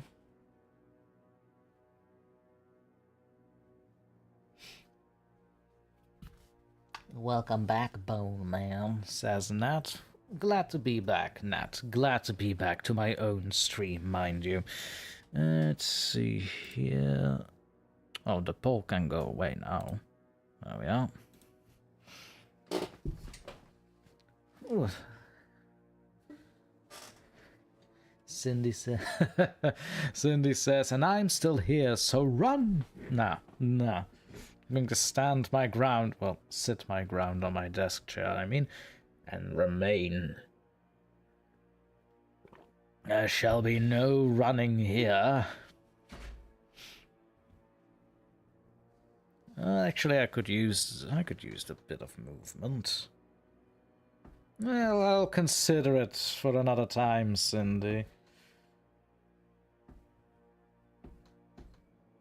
I'll certainly consider it for another time. So...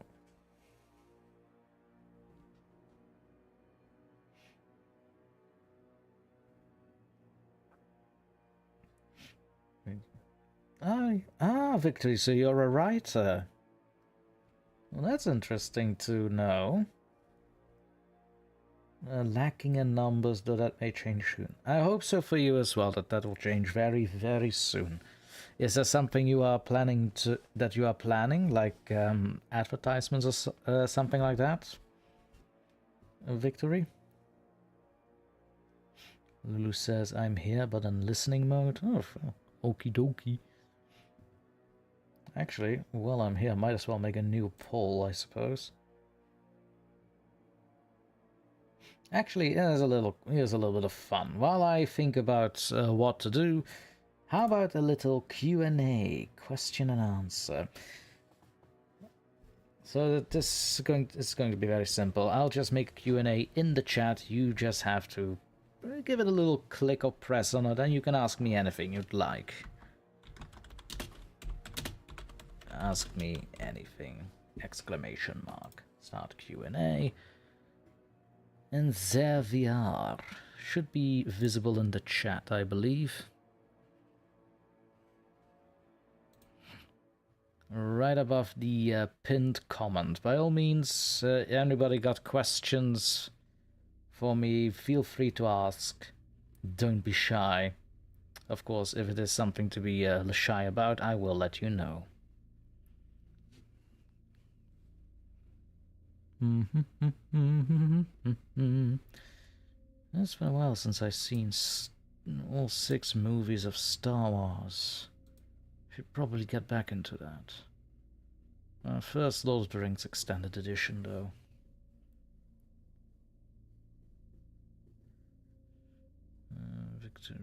Victory says, don't know, but an audience has developed from a piece of art. Oh, really? Well, that's exciting. Well, means if you wish to share the art at some point, do let me know. To anyone who is also new into the stream and who hasn't already, in the description you will find a link tree that will have all my social links, as well as a permanent open invitation to Discord itself. Yes, I do have a Discord for the uninitiated. It's a little bit quiet, but I do prefer a smaller Discord for a core group of people that like the content that's coming out. It's also a nice place to hang out, and we also have the occasional movie night. Tomorrow will be a little bit of a difference with movie night, as, since I didn't really have time to pick a movie or several movies, instead we will be watching the 2013 show called Vicious, starring Ian McKellen and Derek Jacobi, as well as a cast of other talented actors you'll know from other movies and shows. It's a very funny show. It's from 2013. We're gonna be watching the entirety of season 1. It's fun. It's great fun. I was practically raised with the show. I'm not that young, by the way, but when I was in uni, it was one of those shows I kept watching. And you might say that a little bit of that may have rubbed off on me today. A little bit, though. Victory says, it's fan art. Ooh, fan art. May I ask of who and what?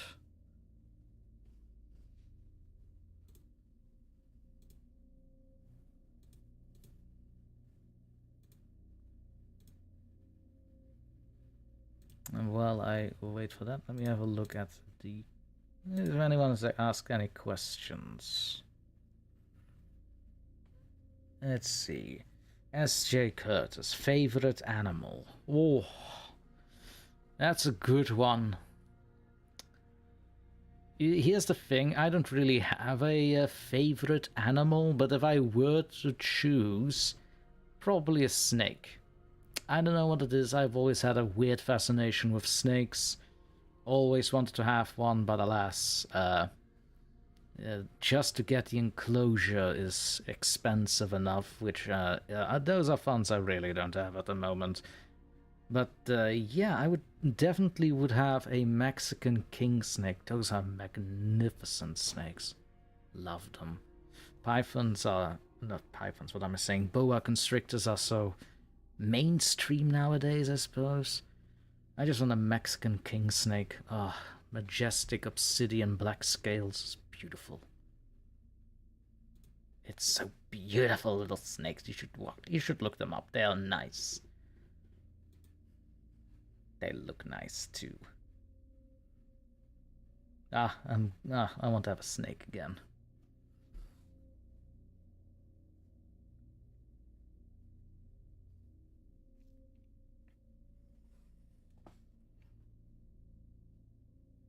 Victory says there's fan fiction going around about the... Out of memory. No, don't do this to me, Opera.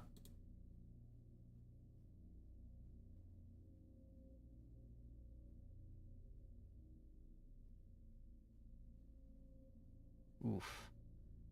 Opera was being, give me a little heart attack. Christ, I thought the stream crashed. I was like, no, not again. It's been so long since that happened. Please, no. What was I doing? Alright, I was reading Victory's... Also, yeah, I wanted to ask, do I pronounce it Victory or Victory? Or is it Tory for short? Genuine question. Curious. Victory says there's fan fiction going around about the male protag of Yokai Watch being trans, so I decided to write a fanfic and made some art to go with it. Oh yeah, that works. That actually does work. Oh wait a second, now I recognize you. Okay, Tori. No, I know you from Spokaria's server. Yeah. Oh my god, I'm so sorry. It's... I'm so sorry. I just see the V. I'm so used to your other profile picture. I'm so sorry, Tori. No, I know you. Silly me. It's fine. Sorry for that.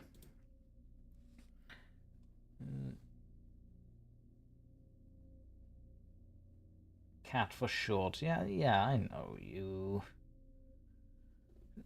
See... YouTube only shows me the V, not your actual profile picture you have over there on Discord. Like, okay, now I get you. Now I get you.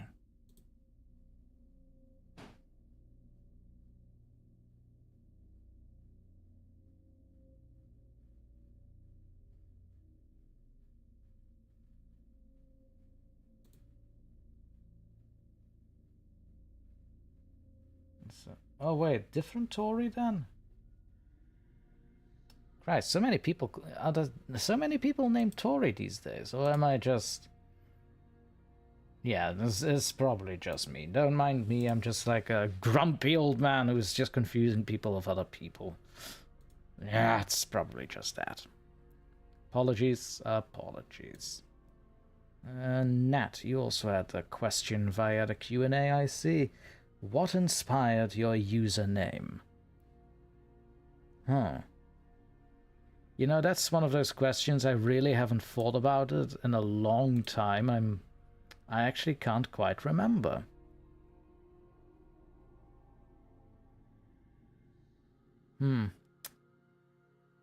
But from what I remember back in the day when I was looking for names, I basically always wanted something with Doctor in it, because I was just done watching Hannibal Lecter and, well, the show Hannibal.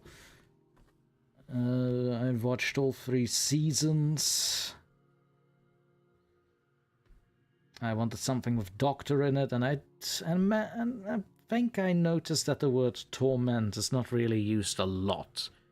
So I just went with that, Dr. Torment, and hey, here we are. House of Jen. Phone ate the Ask Me thing, so I'll just post it here. Alright. What's your favourite whiskey? Tumbler Dew, I have to say. It's an Irish one, soft. But there's also Craig. Glen Craig, to be precise. Now that is a fine whiskey. I've done Shivas as well, because Shivas is actually easier to get in these parts than Glen Craig or Tumbler Dew. But there's always Captain Morgan's if I need to have the cheap swill, if you will. If I want to have multiple bottles in one store run, it's probably going to be Captain Morgan's or something like that. Marty Martin, welcome back. Welcome back indeed.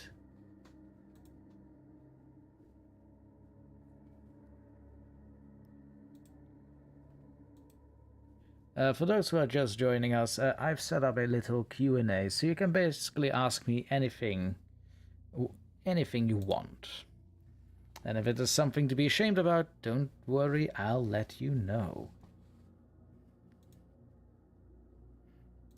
British man, Cindy Cleveland says, I love Captain Morgan. Yeah, it's a good one. It may be cheap and all that. It may be cheap, sure, but you know what? It's nice. It's still nice to have a little sippy sip from. Speaking of which, a little YouTube kid-friendly sip incoming. Are you watching YouTube? I'm being very kid-friendly, family-friendly here. I'm definitely drinking water. Just thought you guys should know. Definitely drinking water. Yep. Ooh. Yep, that is water. Strong water. YouTube, very strong water. House of Jen says, I'm an Appleton gal myself, Cindy. Yeah, Appleton... I only had that once. It wasn't that bad, actually, but it's not something that's commonly in the... It's not common in the stores here, I'm afraid. Otherwise, I would have definitely had a few of those in home as well.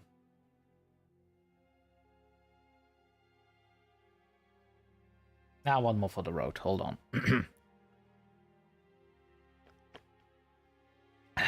Oh, yes. Delicious H2O. Delicious H2O. Yum, yum, yum. And that was my chair. It's an old chair. Alrighty. What shall we be doing now? What shall we be doing now?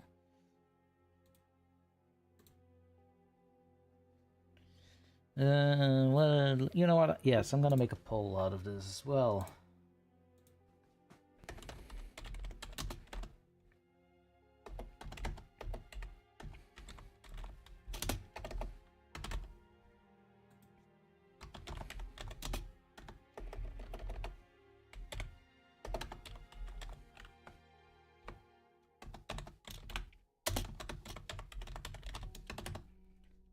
There we are.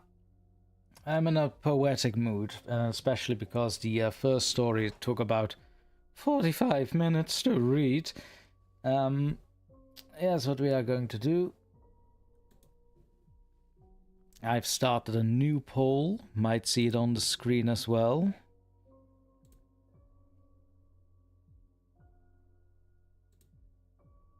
At some point, screen, show the poll. There we are. basically what we will be doing. More gothic poetry or short reel recording. Take your pick, ladies and gentlemen. It will be on for a few seconds. For a few minutes. My apologies. Christ.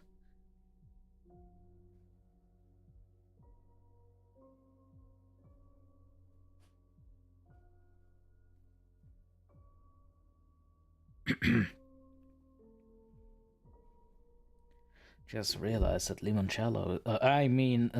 water may not be the best choice for live readings.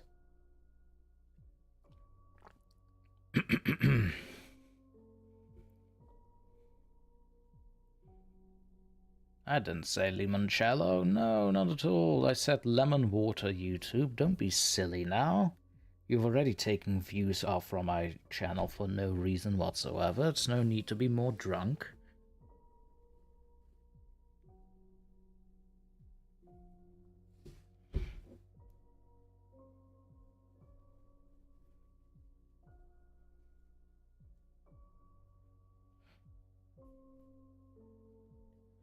Alright, so far the short reel recording is winning. Okay then. Gotta be honest, did not expect that. Pleasant surprise. So this is how democracy works. And here I thought I was running an autocracy. No,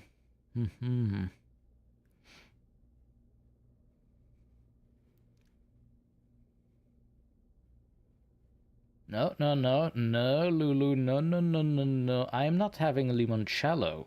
It's nice that you like limoncello, or love limoncello, sure, but I'm not having it. I'm having lemon water, you see. I'm having nice lemon water, which is kid and family friendly. Take that, YouTube.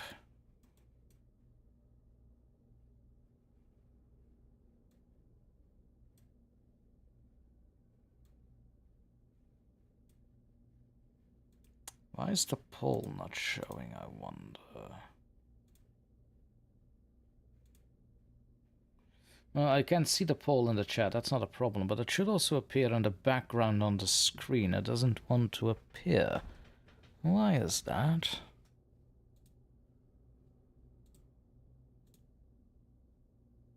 Weird. Very, very weird. The poll is made of poll.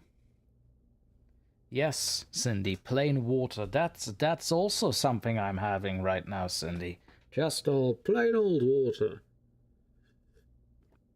No flavor or something to it. Yeah, so just strong water is what it is.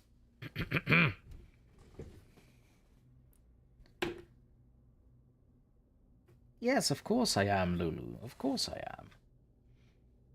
The pole is made of pole, says Nat. Well, I don't know. Poland is rather close from where I live compared to America.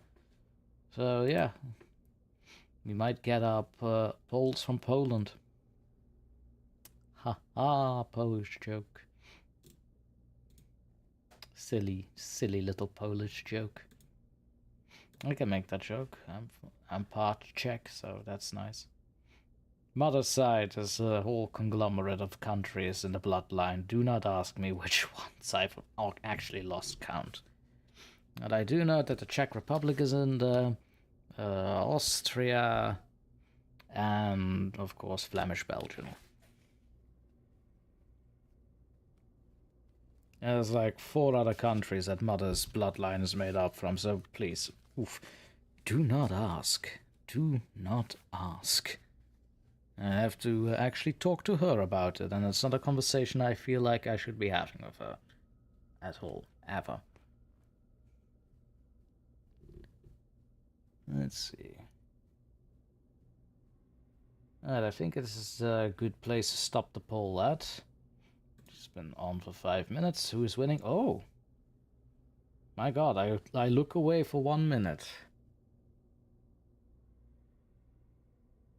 Alright, you know what? And because I haven't paid attention that last minute, and I'm pleasantly surprised, to be honest, I'll give it one more minute of waiting. Let's see if somebody else pops in and thinks, well, we should do something else with that. I don't think that's gonna happen, but who knows? I might stand corrected. So other than that, to anyone that is also new to the chat that I haven't asked a question yet, how have you been? What are you doing? Do tell. Tell the good doctor about your lives. That makes possession so much easier. I mean getting to know all of you with such grace and dignity.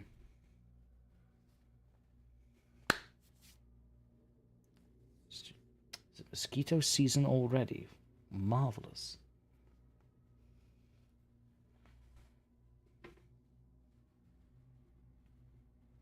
What's that noise? Oh, that's my own cable. Christ.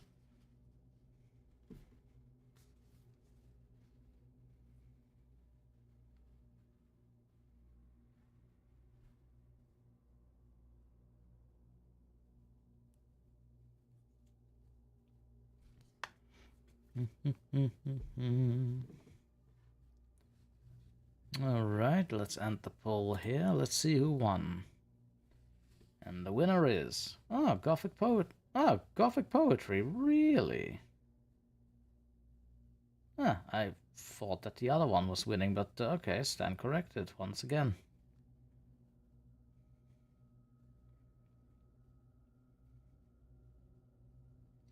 Ned says, gonna head out with the dinner to the family soon. I was drawing earlier during the stream. Ooh, what were you drawing? Succubi, buses, trains.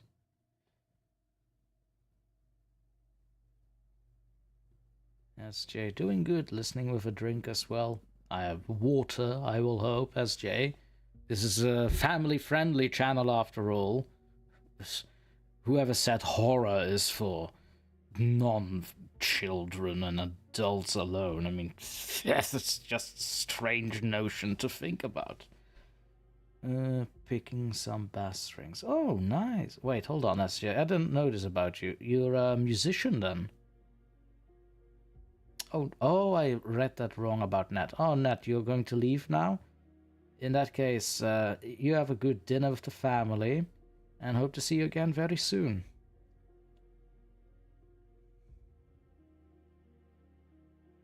Since the poll won with Gothic poetry, let me just have a look for Gothic poetry. I'm almost inclined to do Edgar Allan Poe, but that seems so normal. It's bordering on the cliché, really. Not really sure. What do you guys think? Do you have any recommendations in regards to Gothic poetry, like a poet you would prefer to hear from, or should we stick to the regular good old Edgar Allan Poe and his compatriots? Can't really go wrong with Edgar Allan Poe, in my opinion. But you know, I get it when people have heard enough, because I already made last year, I don't know if that was last year or the year before that, but I basically filled the entire month of December with only Edgar Allan Poe poems, to the point that I really don't want to read Edgar Allan Poe on the channel for a while now. Except for live readings, of course.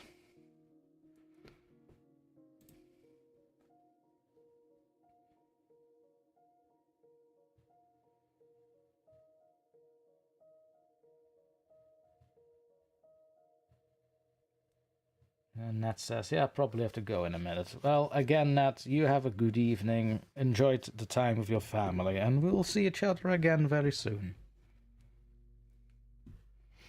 House of Jen, I'm taking some downtime from work, digging some tin while listening. Tin? Oh! No, okay, gotcha. Lulu says, I am drinking water, and I really wish I wasn't. Well, you have to, Lulu. This is a family-friendly channel. You must only drink water. We do not accept anything else.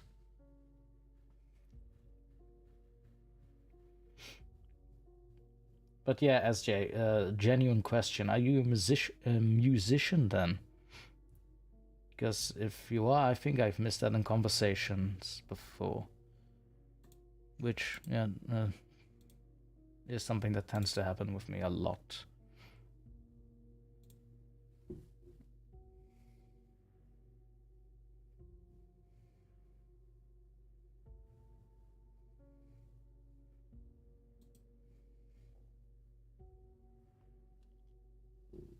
Ooh, this is one by Edgar Allan Poe I haven't read in a while. I like it too. It's mainly because there's a movie made out of it starring Vincent Price, a good old classic. Maybe can I put it on the screen? Where's my text? Ah, there you are. Properties.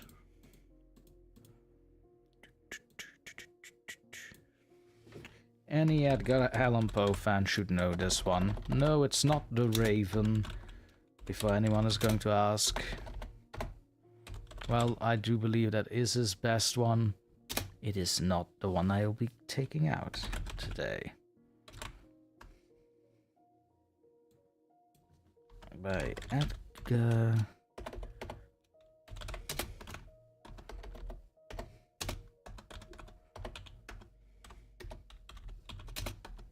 Allan Poe, there we go.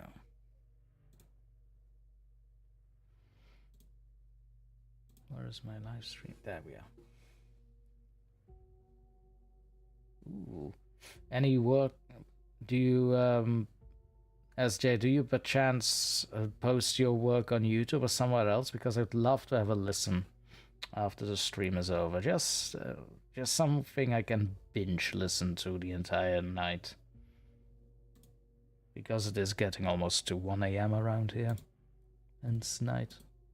Probably something I could put on the background as I drift over to Dreamland. Oh, Dreamland is also a good one.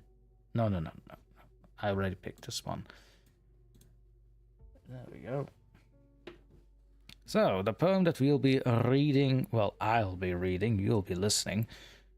But the poem I'll be reading now will be this one, The Haunted Palace by Edgar Allan Poe. Let me get a little Tormy reading it up in here. There we are. Then, without further ado, The Haunted Palace by Edgar Allan Poe. In the greenest of our valleys, by good angels tenanted, once a fair and stately palace, radiant palace reared its head. In the monarch fort's dominion it stood there, never seraph spread a pinion over fabric half so fair. Banners yellow, glorious golden, on its roof did float and flow. This, all this, in the olden time, long ago. And every gentle air that dallied in that sweet day, along the ramparts plumed and pallid, a winged odor went away. Wanderers in that happy valley, through two luminous windows, saw spirits moving musically to a lute's well-tuned law, round about a throne where sitting for... oh god, that name. Porphyrogene, in state his glory well befitting, the ruler of the realm was seen. And all with pearl and ruby glowing was the fair palace door, through which came flowing, and sparkling evermore a troop of echoes, whose sweet duty was but to sing, in voices of surpassing beauty, the wit and wisdom of their king. But evil things in robes of sorrow assailed the monarch's high estate. Ah, let us mourn, for never morrow shall dawn upon him desolate.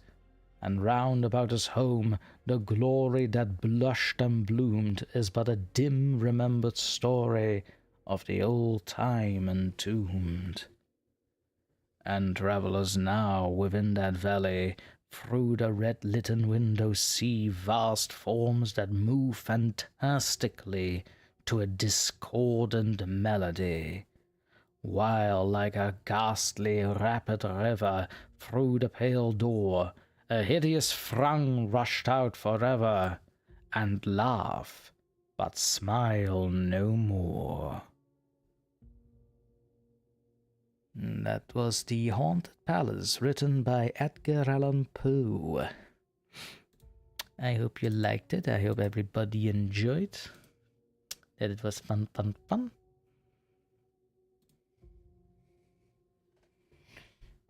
Let's see. Cindy Cleveland. I've never heard that one before. Well, here you go, Cindy.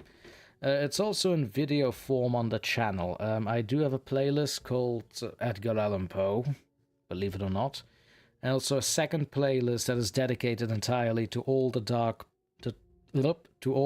and gothic poetry I've ever read on the channel, which is not only Edgar Allan Poe, but also the, say, Lord Byron or Edward Frost, Lovecraft, who also has a few poems written down. But Edgar Allan Poe has his own playlist as well on the channel, so if you haven't already, give that a visit as well. Leave a like, a comment, because everybody knows that's how you feed the algorithm demons of YouTube. God, do I hate the algorithm, if that is not clear by now. Oh, well, I like doing this, it's fine. SJ, most of my stuff is on Bandcamp, just a music video on YT. The band's name is The Results. Okay, definitely going to give that a listen, SJ. Definitely going to give that a listen. And Lulu, thank you for the applause. Thank you. Ah, look at that. The mod I have said hello to about 2 hours and 18 minutes ago has deigned to show herself yet again. Hello, Jinxie, and welcome. Have you been? How's everything at home?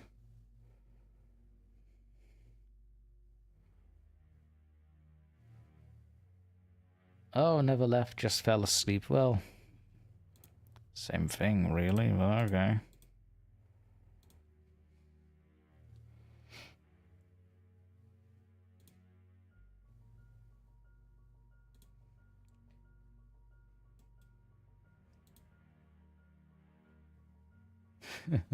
SJ, cool, thanks. The video's called Black Confetti.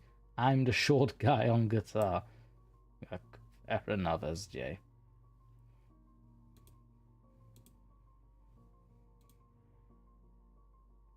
Cindy says, I have dishes calling. I fell asleep for a little while. That's fine, Cindy. I suppose I do have a soothing voice. I wouldn't ever say that I have a soothing voice, but, well, I suppose for some people I do. Jinxie says, I've been really tired in the afternoons as of late. You know what, Jinxie? Me too. It's because we are ancient. Cindy says, you're cute, SJ. Aw, that's sweet.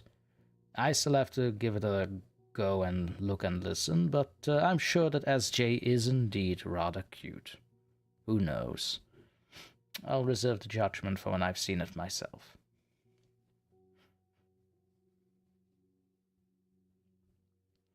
Ooh, that reminds me, let me put the third reading of the evening up in the description. The Haunted Palace.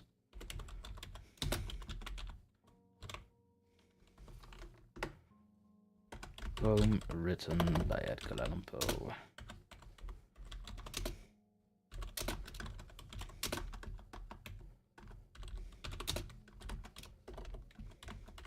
There we are.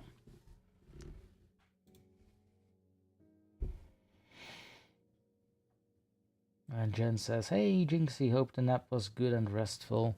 I'm sure it was. Jinxie's a real trooper.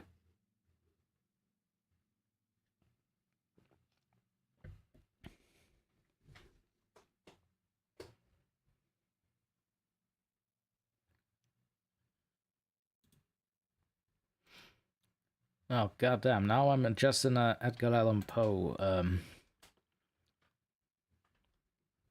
mood. One more Edgar Allan Poe poem for the road. One also that has to do with spirits and ghosts, I believe. That just to keep into the mood, you know? Then again, it has been a while since I read The Raven. Nah, too cliché, too cliché. Alright, next up. I'm gonna have to put that on the screen, I believe.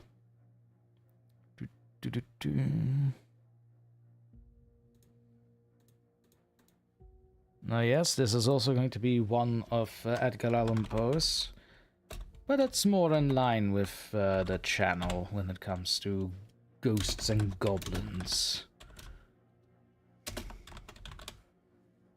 And ghouls and critters.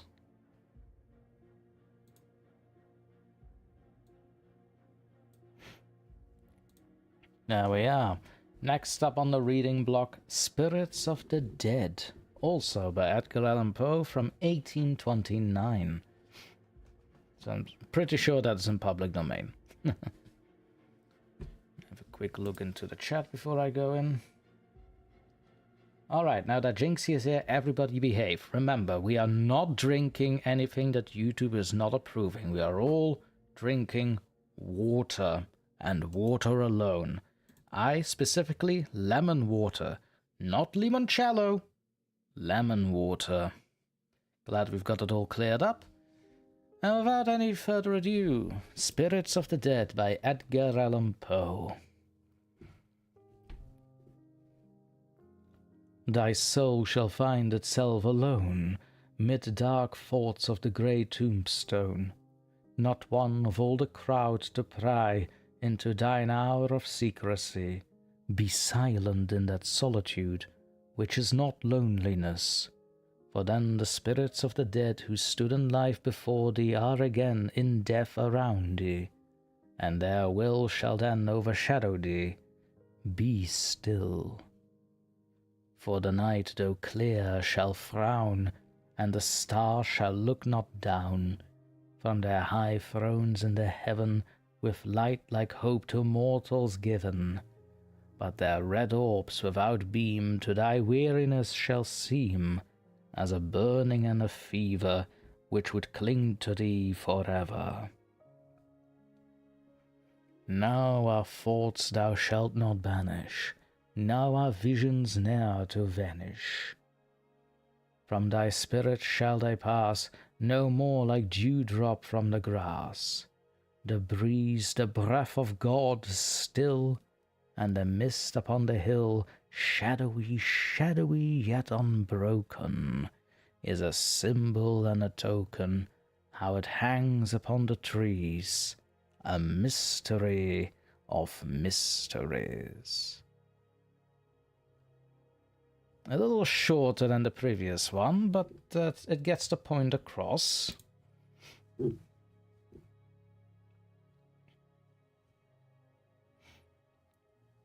Mask of the Red Death is my favorite Poe story, but it's a longer one, says SJ.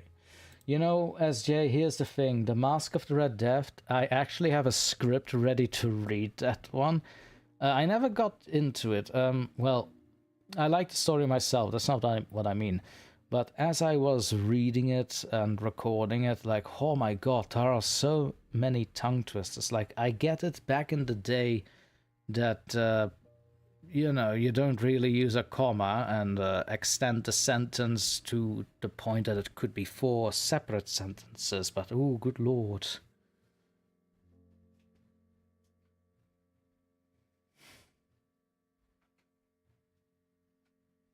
Oh yes, SJ, Cindy is right. There is a movie about it with Vincent Price in it. Of course, Vincent Price. Who else? Who else? Who else but Vincent Price to do movies with Edgar Allan Poe, the written material? Let's see, is that... Actually, I want to read a Lovecraft poem, because that is my bread and butter. And after that, we're going to record a few short/reels. I'll see how much I can do. No, not the one about his cat. I think not. Ooh.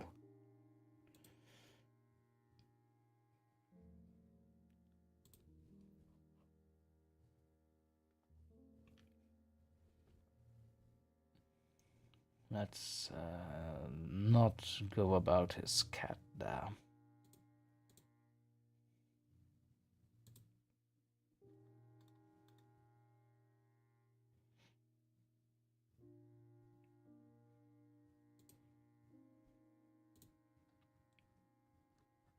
Oh Christ, that is long. Oh, Lovecraft, I like your content, but this is way too long a poem. Oof. Nordic Saga.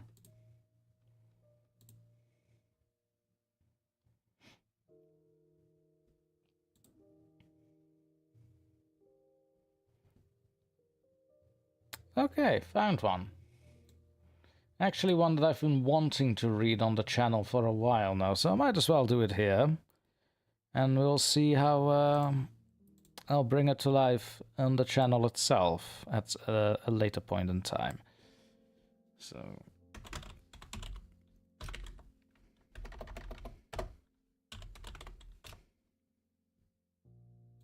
Despair by H.P.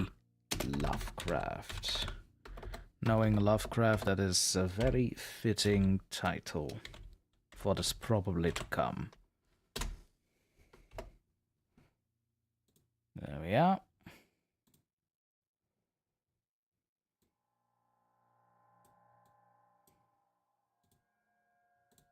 Should be on the screen now.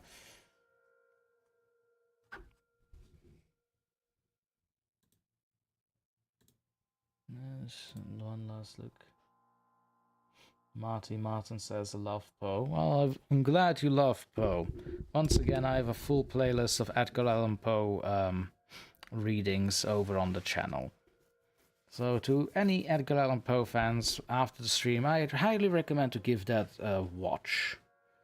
Jinxie, if you can always put in a link of said playlist of Edgar Allan Poe in the chat when you can, and are available. Jinxie is drinking Everclear dashed with some vodka. No, we are not drinking. We are saying potato juice. We have to keep it family friendly, Jinxie. Jeez. Shush, shush. Where was I? Ah, yes.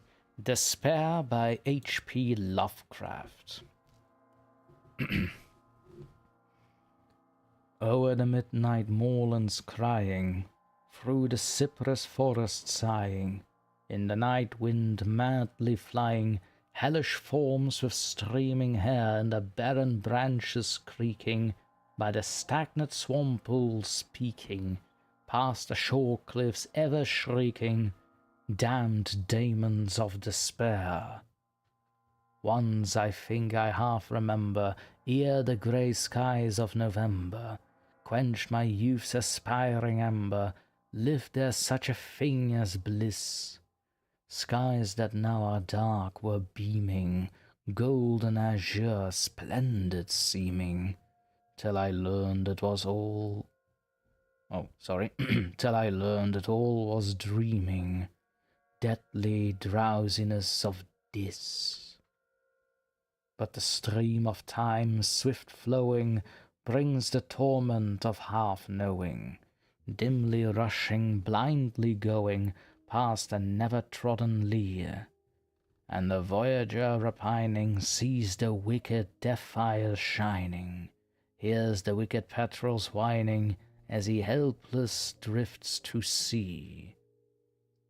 Evil wings in ever beating, vultures at the spirit eating, things unseen forever fleeting, black against the leering sky. Ghastly shades of bygone gladness, clawing fiends of future sadness, mingle in a cloud of madness, ever on the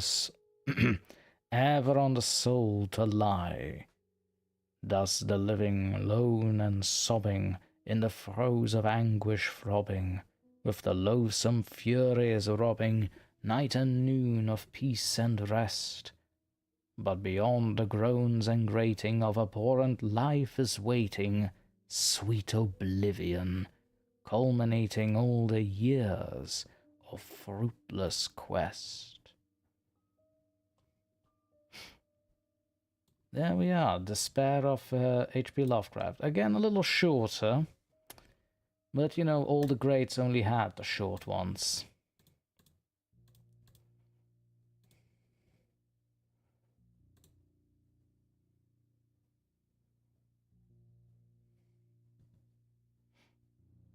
Thank you, Jinx, for delivering the link of the Edgar Allan Poe playlist onto the chat. Thank you for that. Add a glass, add a lass.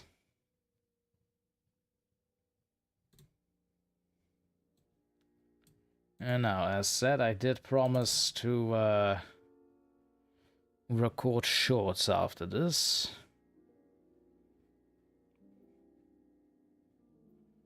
Gotta do my job sometimes. Yeah, sometimes is a key word for Jinxie. Indeed.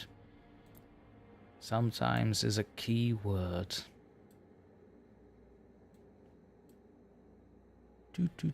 I'm a nice boss. I'm not. just by saying that, by definition, I am not. Oh, wait, let me just put that one on the description as well. Despair by Edgar Allan Poe. Oh, wait, no. Spirits of the Dead first.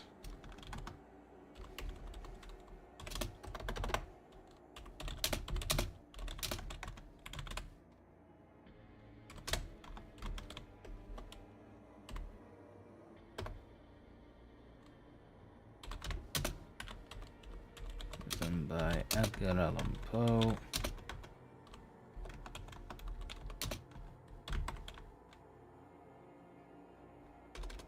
And 5 Despair.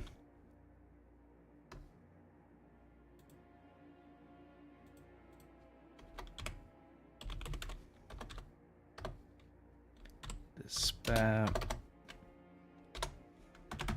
Poem written by H.P. Lovecraft. Good old Lovecraft.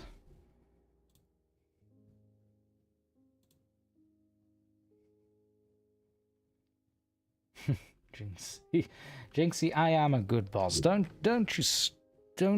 confuse the good people. I am a nice boss. I pay you fairly. I mean, you have any idea how hard it is to come by orphan teeth? Quite hard, let me tell you. Not everybody appreciates just strolling into an orphanage and gather the teeth, you know. So it's good pay. You've no idea the lengths I go to pay you, Jinx. My god. Unappreciative like that. Ugh. Can't stand it.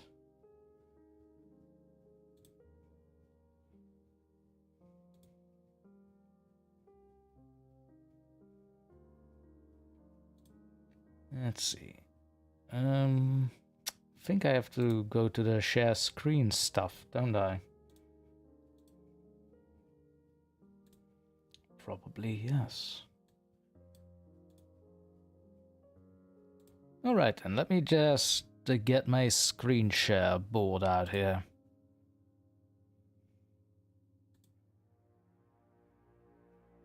Oh, Gaming Tommy, what are you doing there?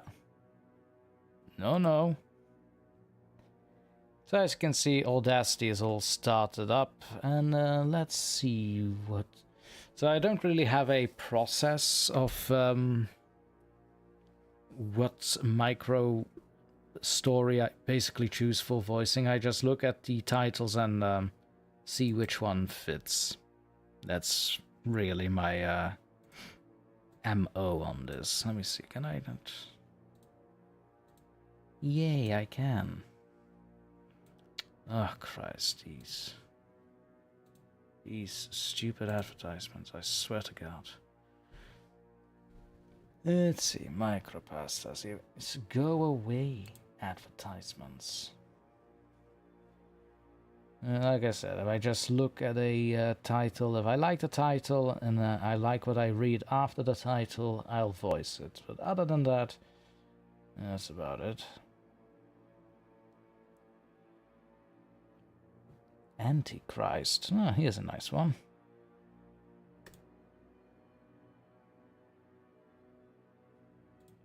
Oh, for the love of... Yeah, this is annoying me. Let me just put that on the other screen. If it annoys me, I can only imagine how much it will annoy you.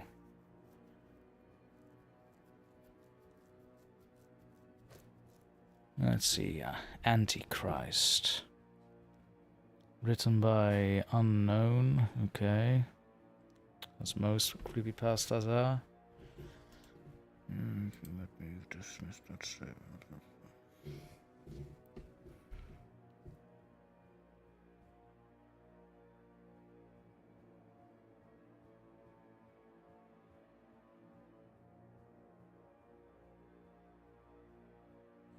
I wonder if I can read this well within 3 minutes, because that would constitute a short. Let's give it a try.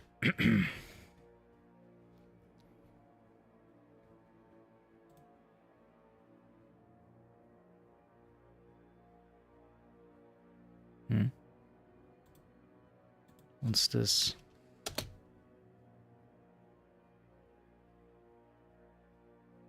Oh, is that the goddamn music outside? It is. Oh, good lord. Oh, yeah. So you guys probably don't hear it, but as you can see by the spectrogram, my microphone definitely hears it. So what's going on is somewhere on the street they're having a party, and well, that's the beating of the music, basically, what you're seeing on the spectrogram over there. Up until I say, and that's all beating of the music. And that's gonna mess up the audio as I go forth. Alright, so... At 1 AM. Are you kidding me? Seriously, guys? Let me have a look. I just need to know where it is. Is this in a private home? Is this at one of the cafes? Lilith, come. We're gonna have a look. Come, Lilith.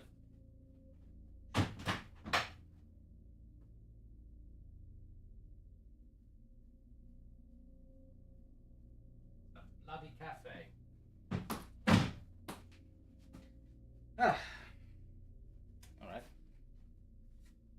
Alright, Lilith, you no longer have to come look with me. I'm done looking. I know who it is. So yeah, it's the cafe at the end of the street. They're having some kind of, well, it's weekend, I suppose, so they are having a party.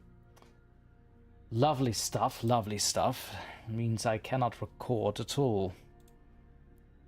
Wonderful.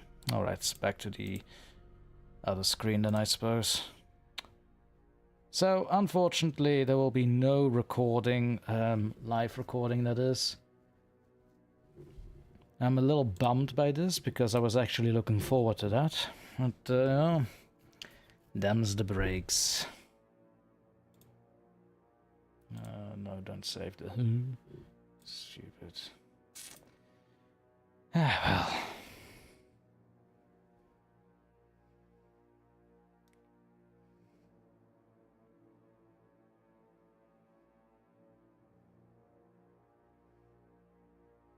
And yes, Cindy, it is quite late. It is 1 AM over here.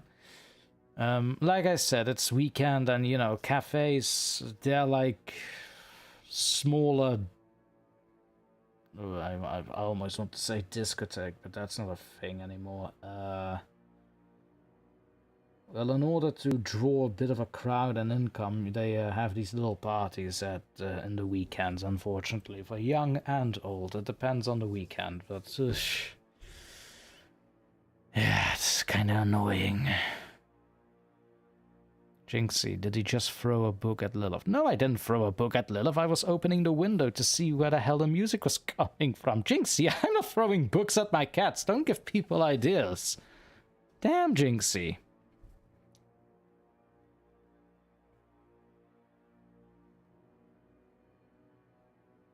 We got a bank holiday weekend over here. Oh, lucky bastard, Lulu.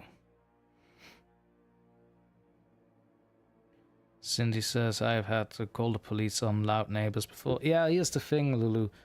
Sorry, Cindy. My apologies. Here's the thing. They are allowed, in the weekend at least, to continue this up until 3 a.m. by law.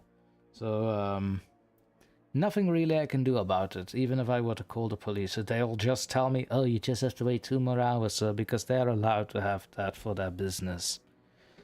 And, don't get me wrong, I do love some of the laws we have here in Europe and Belgium specifically, but this is one of those laws I certainly would do without.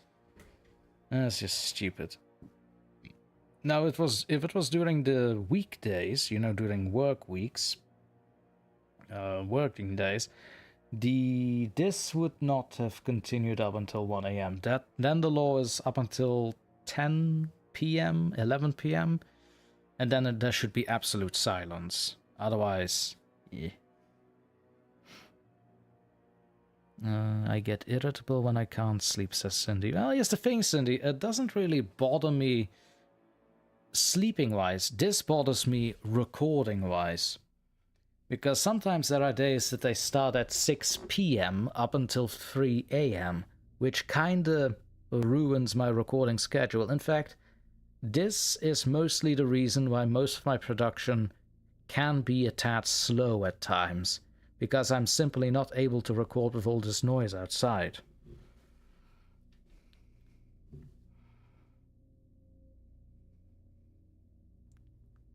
House of Jen, just give me like 10 seconds of you being quiet before you start reading. Yeah, I'm not gonna lie, Jen, but I had to say it, I'm already getting a little out of it for live recording this. Just, this annoys me. I need to have pitch silence on my own, because now I am distracted knowing that's there. Does that make sense? I mean, it makes sense in my head. So basically, now I can hear the beats, now that I know that they're there, and it will distract me during reading, because I'm just annoyed by hearing them. But I will keep the offer open still for tomorrow. Tomorrow is Sunday, so I should have a full day of recording. I can easily make up time. But yeah, that kind of annoyed me. You know what? I'm gonna make up for it, guys. I'm just gonna read something I wrote down myself. How about that? Everybody love a little something I wrote down.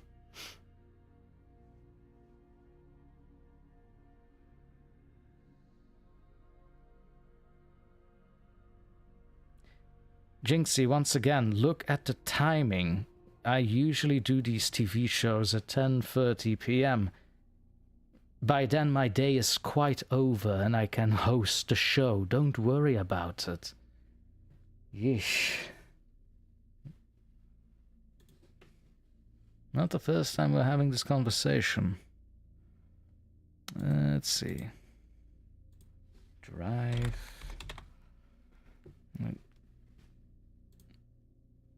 There's my Google Drive. Tiagion short story. So it will probably be something out from over in my Dark Fantasy project. I just need to find what and who. Darkening of the North? Isn't that a little... I have a feeling I've read this one already to you guys. Darkening of the North. Certainly sounds familiar.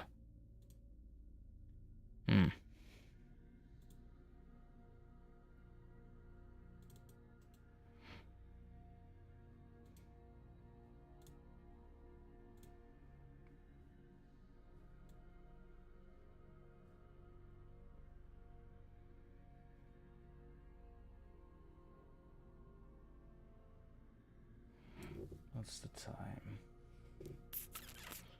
Well, I do have a 6-pager here. And it does require some improvement.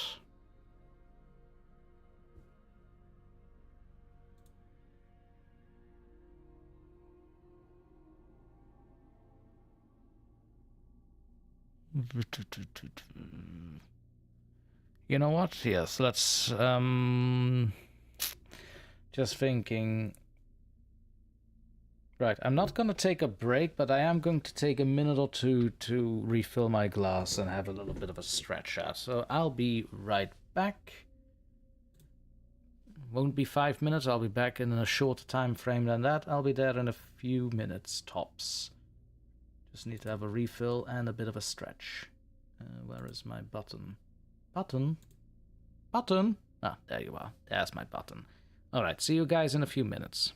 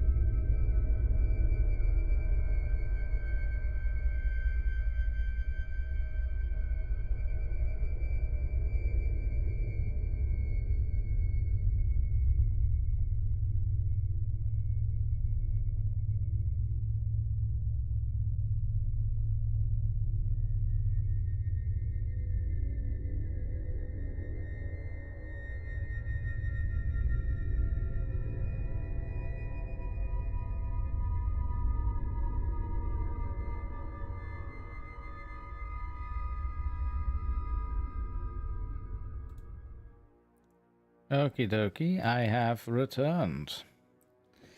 Yeah, it took a little longer because I had a good stretch and it did me so good. So, this will be the last reading of tonight, or for me this morning.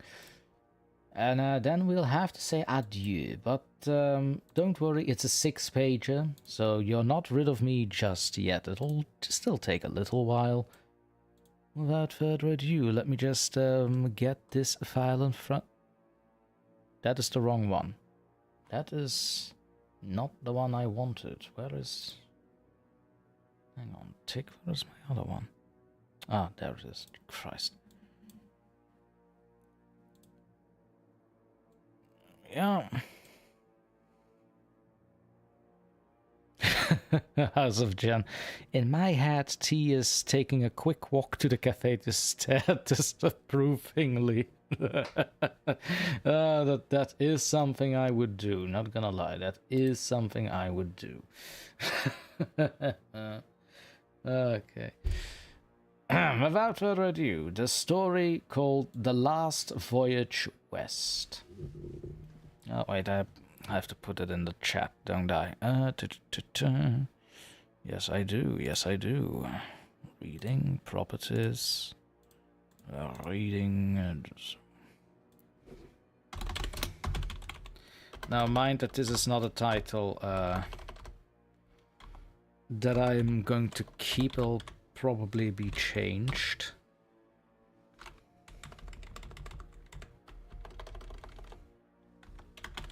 But it is like a working title. The Last Voyage West by DrTorment.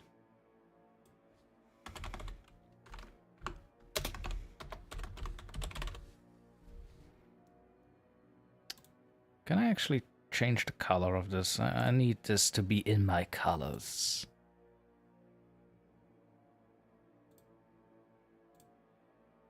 Ooh.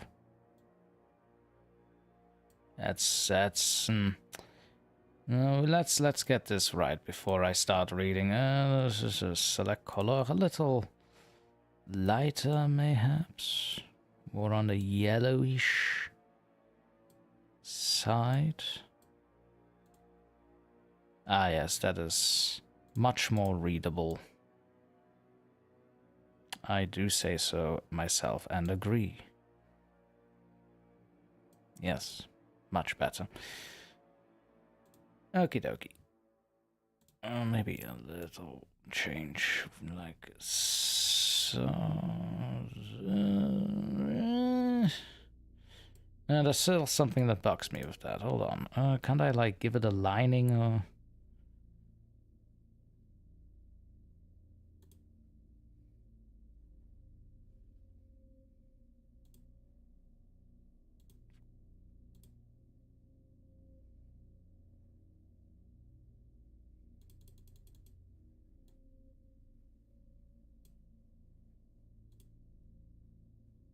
It says it has an outline. I'm not seeing it. That's a lie. Why would you lie to me, laptop? That's not nice.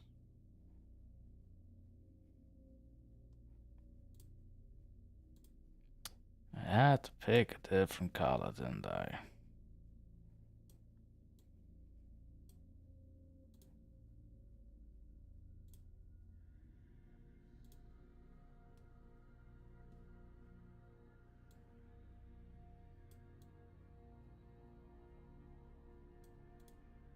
There.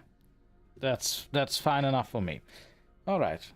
The Last Voyage West, written by yours truly. And mind that this is a document I have not touched in 4 to 3 years, so there's bound to be some errors that I would not approve of today.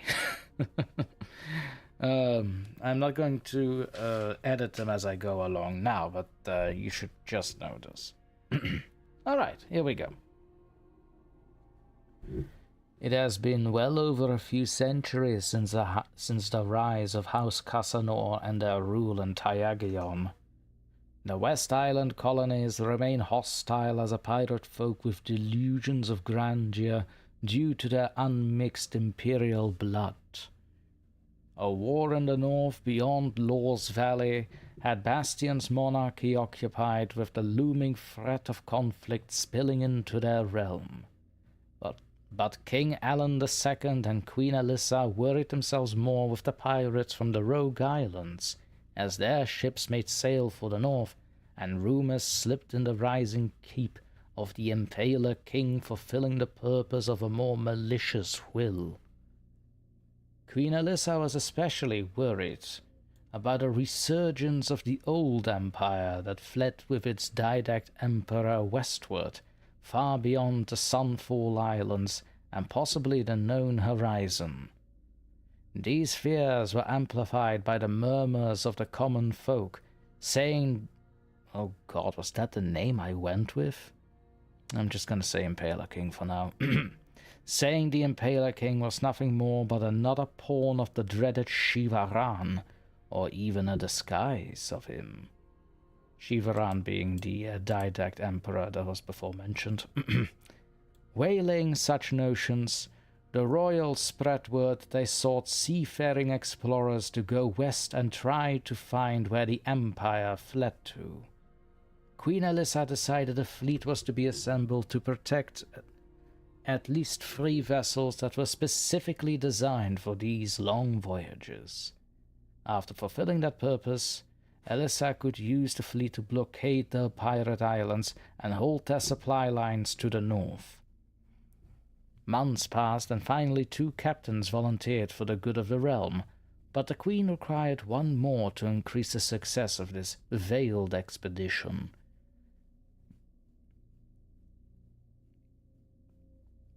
Alright, Lulu, the name chosen was Dragur, and it was... I was a little lazy, so I went with a corruption of Dracula back in the day. So, yeah. It's a name that will be changed. Anyway. Months passed, and finally 2 captains volunteered for the good of the realm, but the Queen required 1 more to increase the success of this veiled expedition. This last adventurer came in the form of her eldest child, Princess Ayla. The sea has always been the great love of Ayla, and she was already well versed in piloting a ship with a skeleton crew, thanks to the naval officers she kept in her company. The 2 former volunteers were among these veterans. It took Ayla at least another month to convince the king and queen, but the argument of urgent action made her parents relent. She was to be watched by a master of the vigil to make sure their heir apparent was in the safest hands. Reluctant at first, Ayla agreed, so long as command was shared among her and the 2 captains, and the vigil was nothing more than an advisor, unless his word in hand were needed. Think of the vigil as warrior exorcists, basically. The ships were possibly the grandest ever built at that time, built sturdy to survive storms with a minimal crew and large amounts of storage. Though these were not designed for combat and were built for speed on deep waters and had additional sails that spread like silver wings for that purpose when needed most. As the commanders boarded their respective ships, Queen Alyssa looked intensely towards her daughter, feeling a concern that any mother would share. Captains Joran Norsen and Anton Boreas, the commanders of the 2 other vessels, beheld the fleet being assembled at the bay and regretted not being at the helm of such a great force. Their gazes went for the ship that the princess commanded, and were bewildered at how swift she was in her command. Even in preparation, the ship seemed to run so efficiently under her, it put a small yet prideful shame to Ayla's short-termed mentors. Oh wait, where is reading Tormy? There we are. Oh no, little Tormy, go away. There we are. With the fleet ready, all awaited the command of the great Admiral of the Navy, Queen Alyssa herself.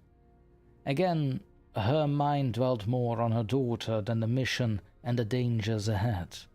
That feeling, the chill feeling of never seeing the princess again, haunted the queen, and for a moment those desperate thoughts almost made her postpone the whole plan.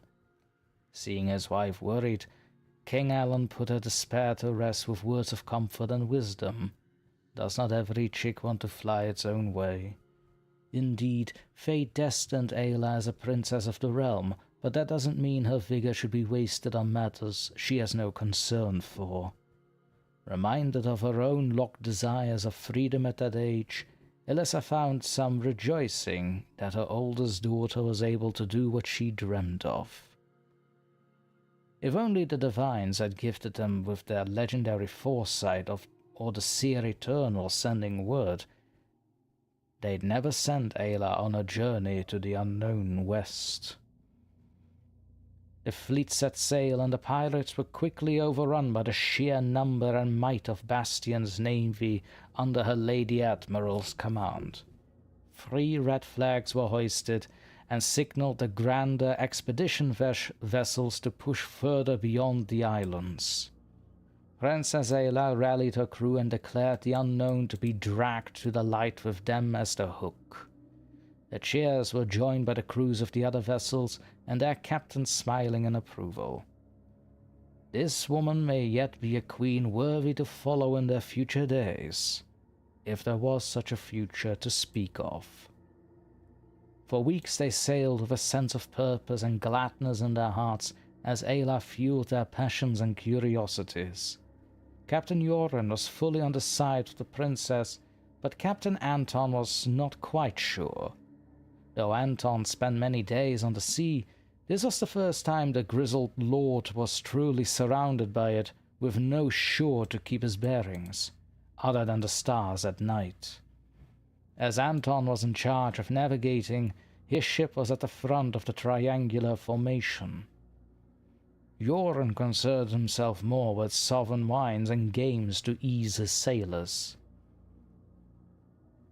Well, what's this? Milana? Who the hell's Milana? Oh, it's one of the old names I had for Ayla. Whoops, my bad. Ayla focused more on the overall expedition and would help the crew with any given task so she could learn the small workings on board a ship. On the 7th week of their departure, land was spotted in the distance, and so Ayla ordered the fleet to sail there. For a day they sailed, but never did the land seem to draw nearer. According to Anton, the shoreline went even further away, like it was trying to avoid them. Hearing rumors of a monster beneath the blue, Joran put aside their fears by talking with the crews about their families and friends at home over wine. This, of course, he did also. Oh wow, that's a huge mistake. Let me quickly remove that. There we go. Joran put aside their fears by talking with the crews about their families and friends at home. This, of course, he did with wine and meat. The princess was invited as well, but for obvious reasons never went into detail about her family, but said enough to feed the curious. Her watcher, the master vigil Garn, was a dwarf and told about his people, and that family in his head meant the whole of his folk. Ayla was still not comfortable to have a watch over her shoulder, but appreciated Garn's effort to waylay her unease. Though the supplies of wine and ale started to dwindle, at least they found themselves in the best company as possible with each other. Well, the captains used their enchanted mirrors for short-lived talks. The crews learned to use different colors of flags to communicate between ships. As the captain's mirrors needed several hours of recharge after each use, the flags and torches were increasingly favored during the long voyage.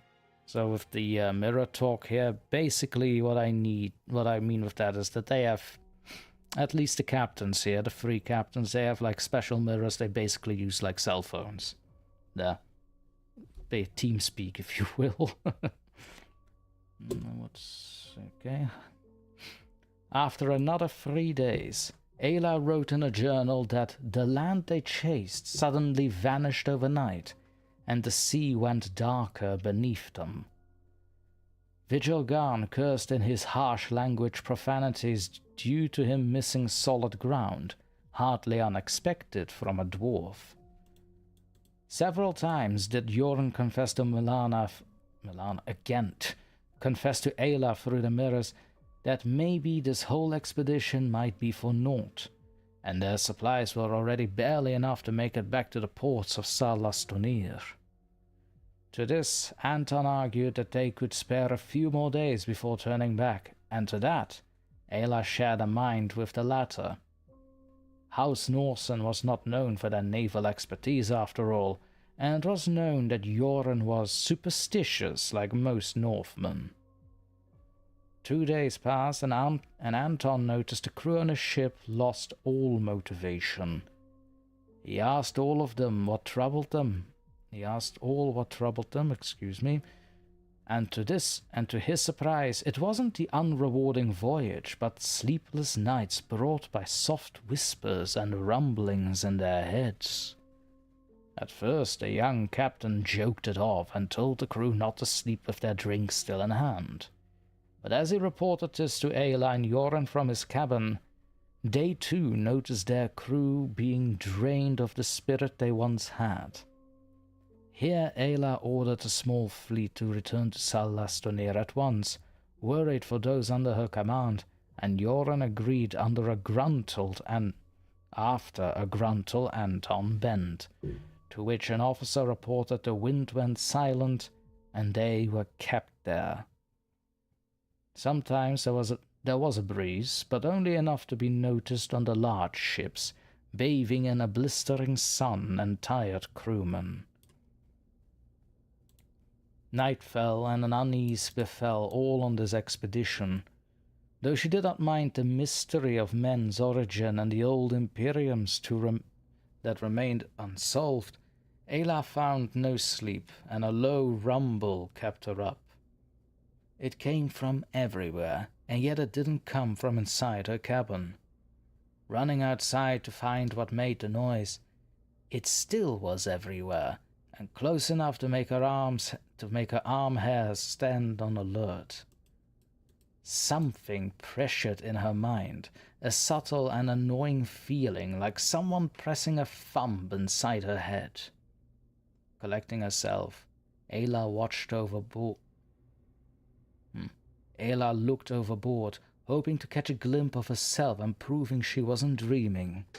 A mage once told her, one cannot see reflections in dreams, for those are the doorways of rulers of those realms. Of the rulers of those realms. I have a lot of editing to do with this one, I think. Sighing in relief, Ayla could swear there was a faint light in the water, like the sun staring at the world in winter's dusk. A darker orange that uneased her further, and the rumble became too loud to bear, and the subtle pressure became a thundering pain. Her legs felt weak, the blood ran cold. Several on the night's watch saw their commander in need, too, and were suddenly pinned in place by the same pain from within their skulls. A last thought before her sight went black, something watching them from the deep, and the deep called out for them. The West and the deep beast did not want them here. The pain and darkness finally subdued, and Ayla found herself in her own cabin, but it was all amiss. Broken windows that let a chill sea breeze in. Her desk and rich furniture tossed about, and at least one of her purple curtains was missing. Most of all, Anton sat sleeping on a chair with a few days-old beard and an empty bottle of wine held like an infant. A drunken man's rest, as it were. What happened here? Getting up, the princess was still dazed, and her attempt for balance shattered one of the bottles on a nearby stand. It woke Lord Anton from his own slumber, and paired a sudden but flimsy cry for mercy.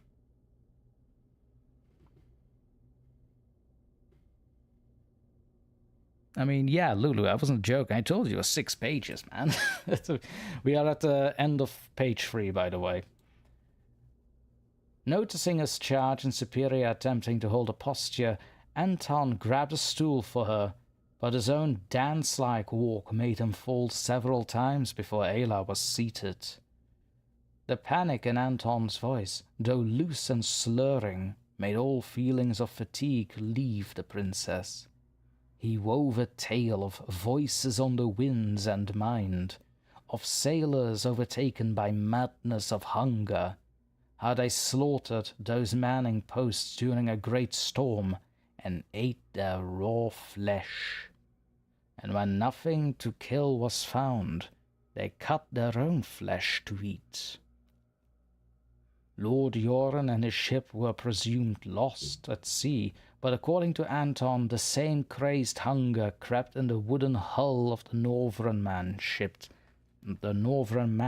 ship, and he feared the worst fate for the younger captain. The tale itself was enough to have all... The hell is that? Hold on a sec.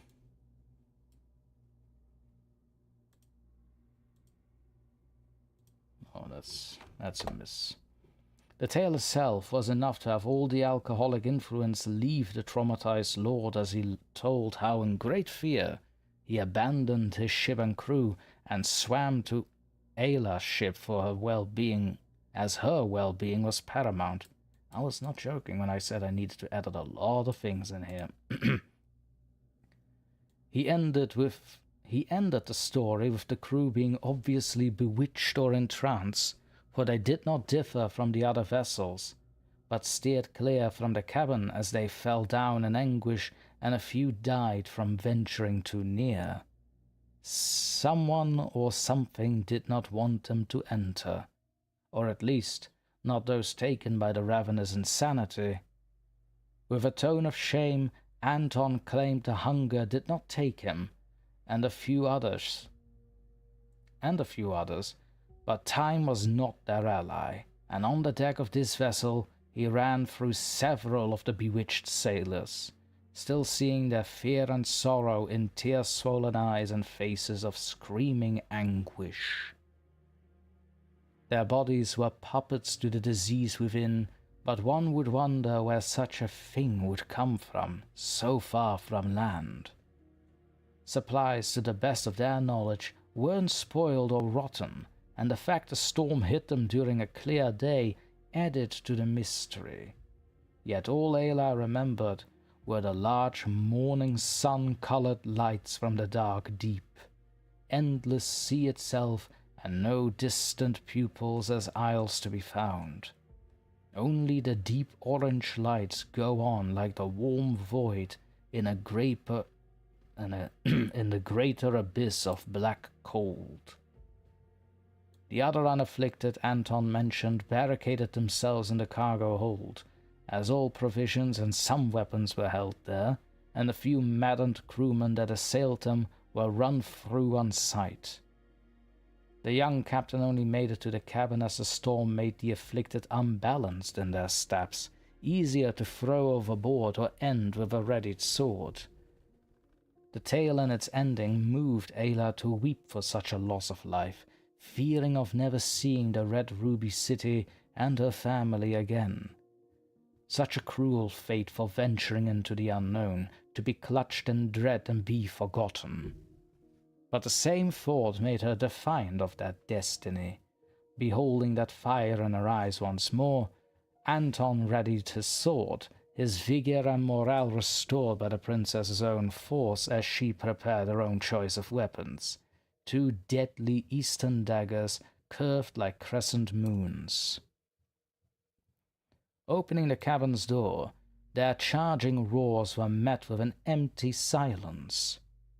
Not a single living soul or body was present on the deck.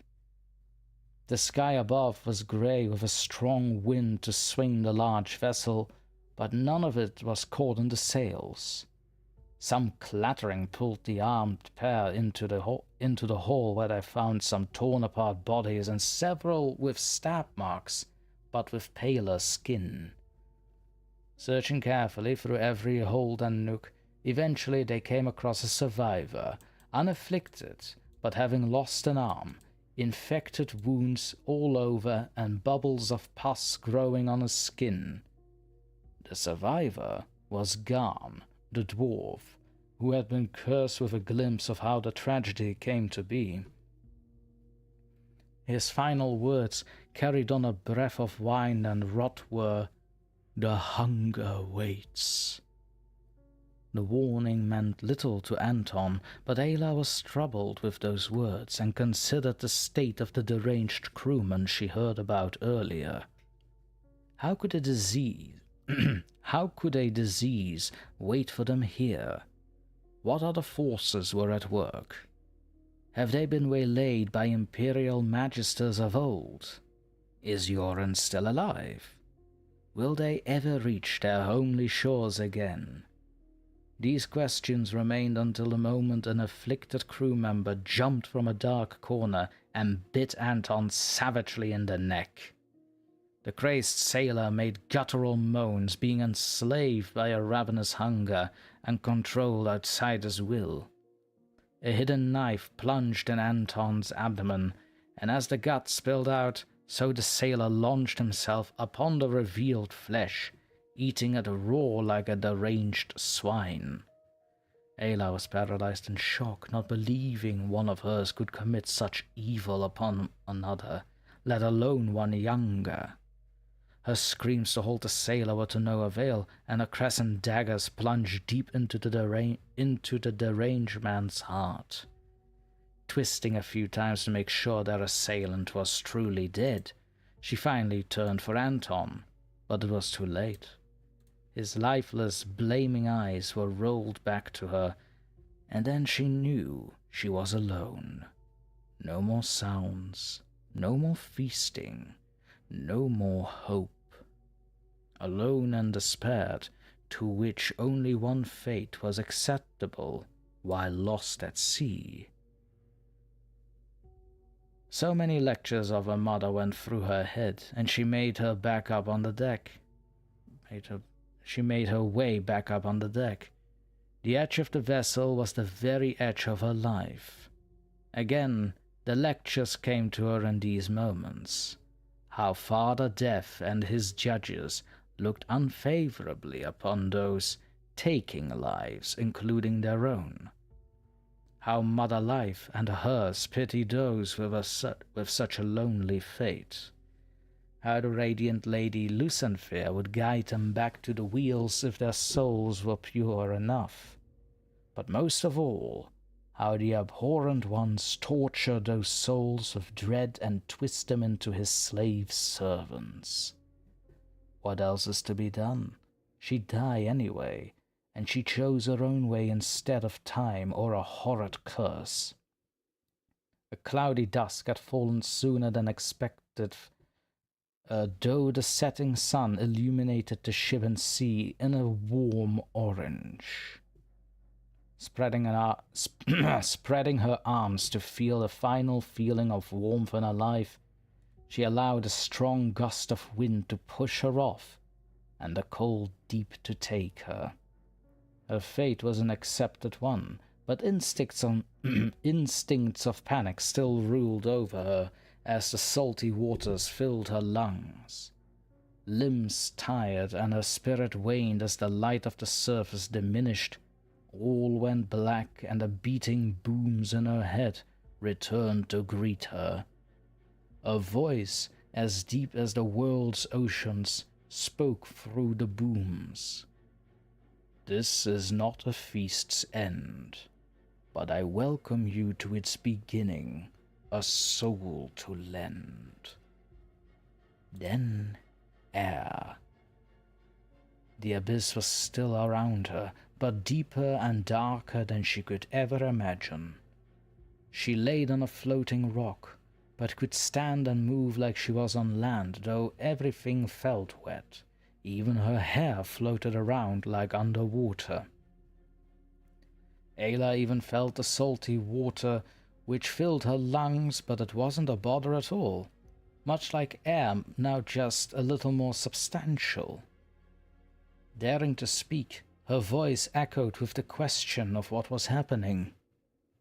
Another sound rumbled all around her, and she saw long, darker shapes moving like the blackest lines of many horizons. The thumbing like great drums and pain returned, and the same voice as before answered. You live because I allow it. I feast only on flesh and mind contorted. Then, like a warm horizon stretching before her, there was a thin light. It became wider, but there was no warmth radiating from it. Ayla's belly felt weird. She wanted to eat, but she was withheld from it. Another will subdued that feeling, which to it was as normal as existing. The thin horizon slowly grew more en masse, and soon was like and soon was like standing before a cold, pale, orange sun. The deep voice spoke. I see you, naked as you are. So great a crown you'd be, if not strayed so far.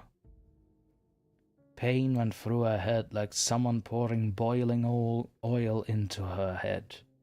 Wait, what? Yeah, that's a sentence that requires restructuring. The lost princess realized what this cold sun was. A great eye.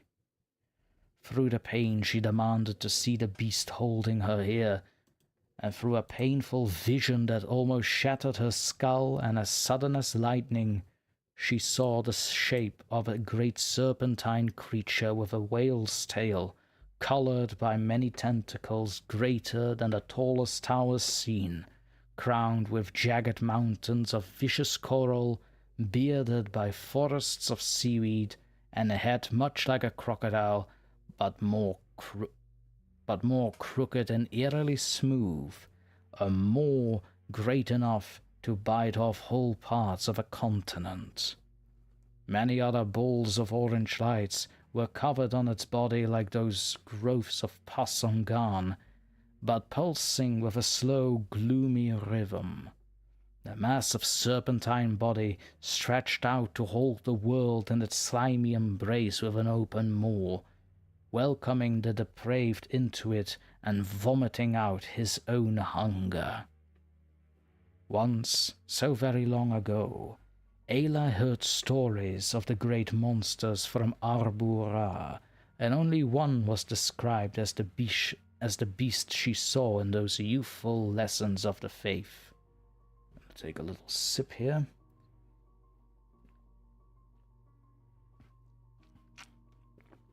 Oof. Been going on for a while. Great monsters from Arbura, and only one was described as the beast she saw in those youthful lessons of the faith. Here she stood in the deep, together with one of the 7 princes, one of a fixed number that ruled all of the taken plains in Arbura itself, the one that famished whole worlds by its mere presence and ate all the hopes and dreams of his master's enemies. Belphegora, a cardinal of sin, also known in the common tongues as gluttony. Even thinking the name twisted the veins in Ayla, strangling her muscles and nauseating her strong enough that, oh my god, I'm not gonna read that sentence. That is one big mistake. Christ. Lose her footing and vision. That's all you need to know. What would such a being want from the speck of dust that she was before it? The intentions he whispered in her mind, still a stinging pain. His intentions were as satisfying to hear as they were cruel. On that day, Ayla's revenant became the drowned beacon, a bleak and shackled cautionary tale shared among fishermen, would-be explorers and mariners venturing into the unknown west. It is said that when her new master called, Ayla guided the sailors into blissful peace and dreams by singing on the wind and blinding them to the danger hungering in depths below them. As the herald for gluttony, she appeared once to Yoren, the surviving captain of that dreadful voyage. 'Twas the night before he returned to Salas Tonir, with his shame shackling him to life. The royal family needed an explanation for the loss of their heir, and he recorded much in his journal and logs. He first mistook Ayla for being alive, until her blue-veined skin and milky eyes of a dead fish were illuminated by candlelight.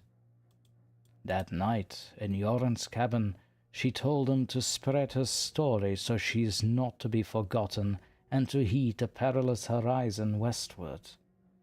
His last purpose fulfilled, Yoren died during an illness brought about by an allergic reaction of his new silver-eating utensils. Silver-eating utensils. What the hell was I thinking? Christ, I can tell it's been 4 years. For the fate befallen upon her daughter, the Queen commanded the cartographers that the West Seas were to be renamed in the Princess's honors. Hence it is known as the Aeolian Seas. Ellen and Alyssa were utterly heartbroken, and it took them many years to overcome their grief.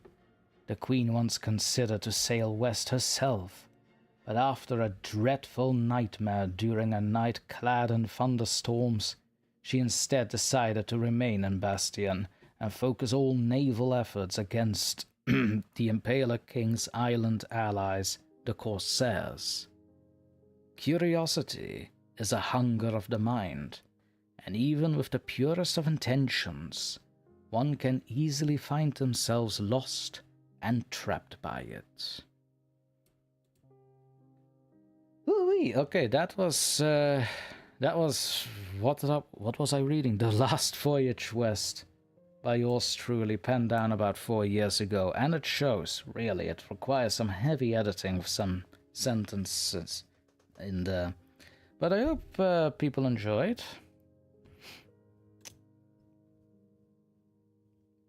I hope people are still here, and I'm not just reading it to myself, that is.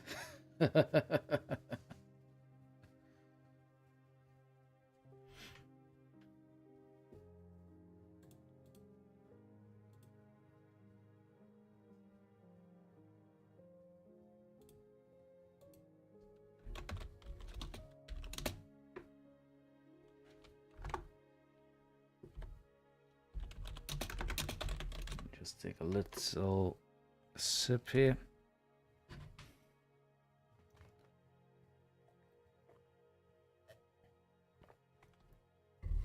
I did notice I was repeating a lot of words in the same sentence sometimes. So that's something I will definitely have a look at, especially now that I have some more experience under my belt. Definitely a text that requires some heavy editing. Luckily, I am also in touch with people that like this.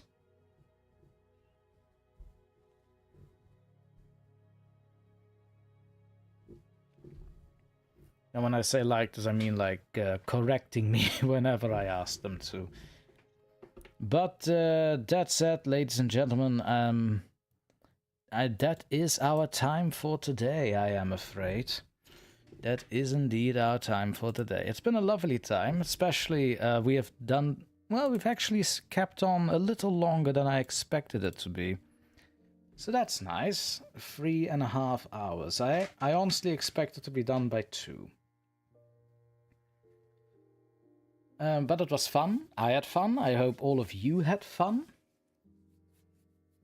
One might certainly hope so. Let's see, what else to say? So once again, there is a link tree in the description that goes to all my socials with an open invitation to my Discord. If you haven't joined already, consider doing that already. If you haven't subscribed already, and excuse me, wow, that reading really took a lot out of me. There we go. So, as I was trying to say, I hope everybody enjoyed the live stream of today. We had great fun, we had some good readings, longer stories today as well, with the poems in between, and on my own writings, which is new. If you haven't subscribed already, but you like this kind of content, please do subscribe and do give a comment and give me your thoughts. That is how the algorithm likes to spread the word and the creepiness of DrTorment. All in all, I wish you all a very fond good night and adieu. And remember, don't fall asleep ever.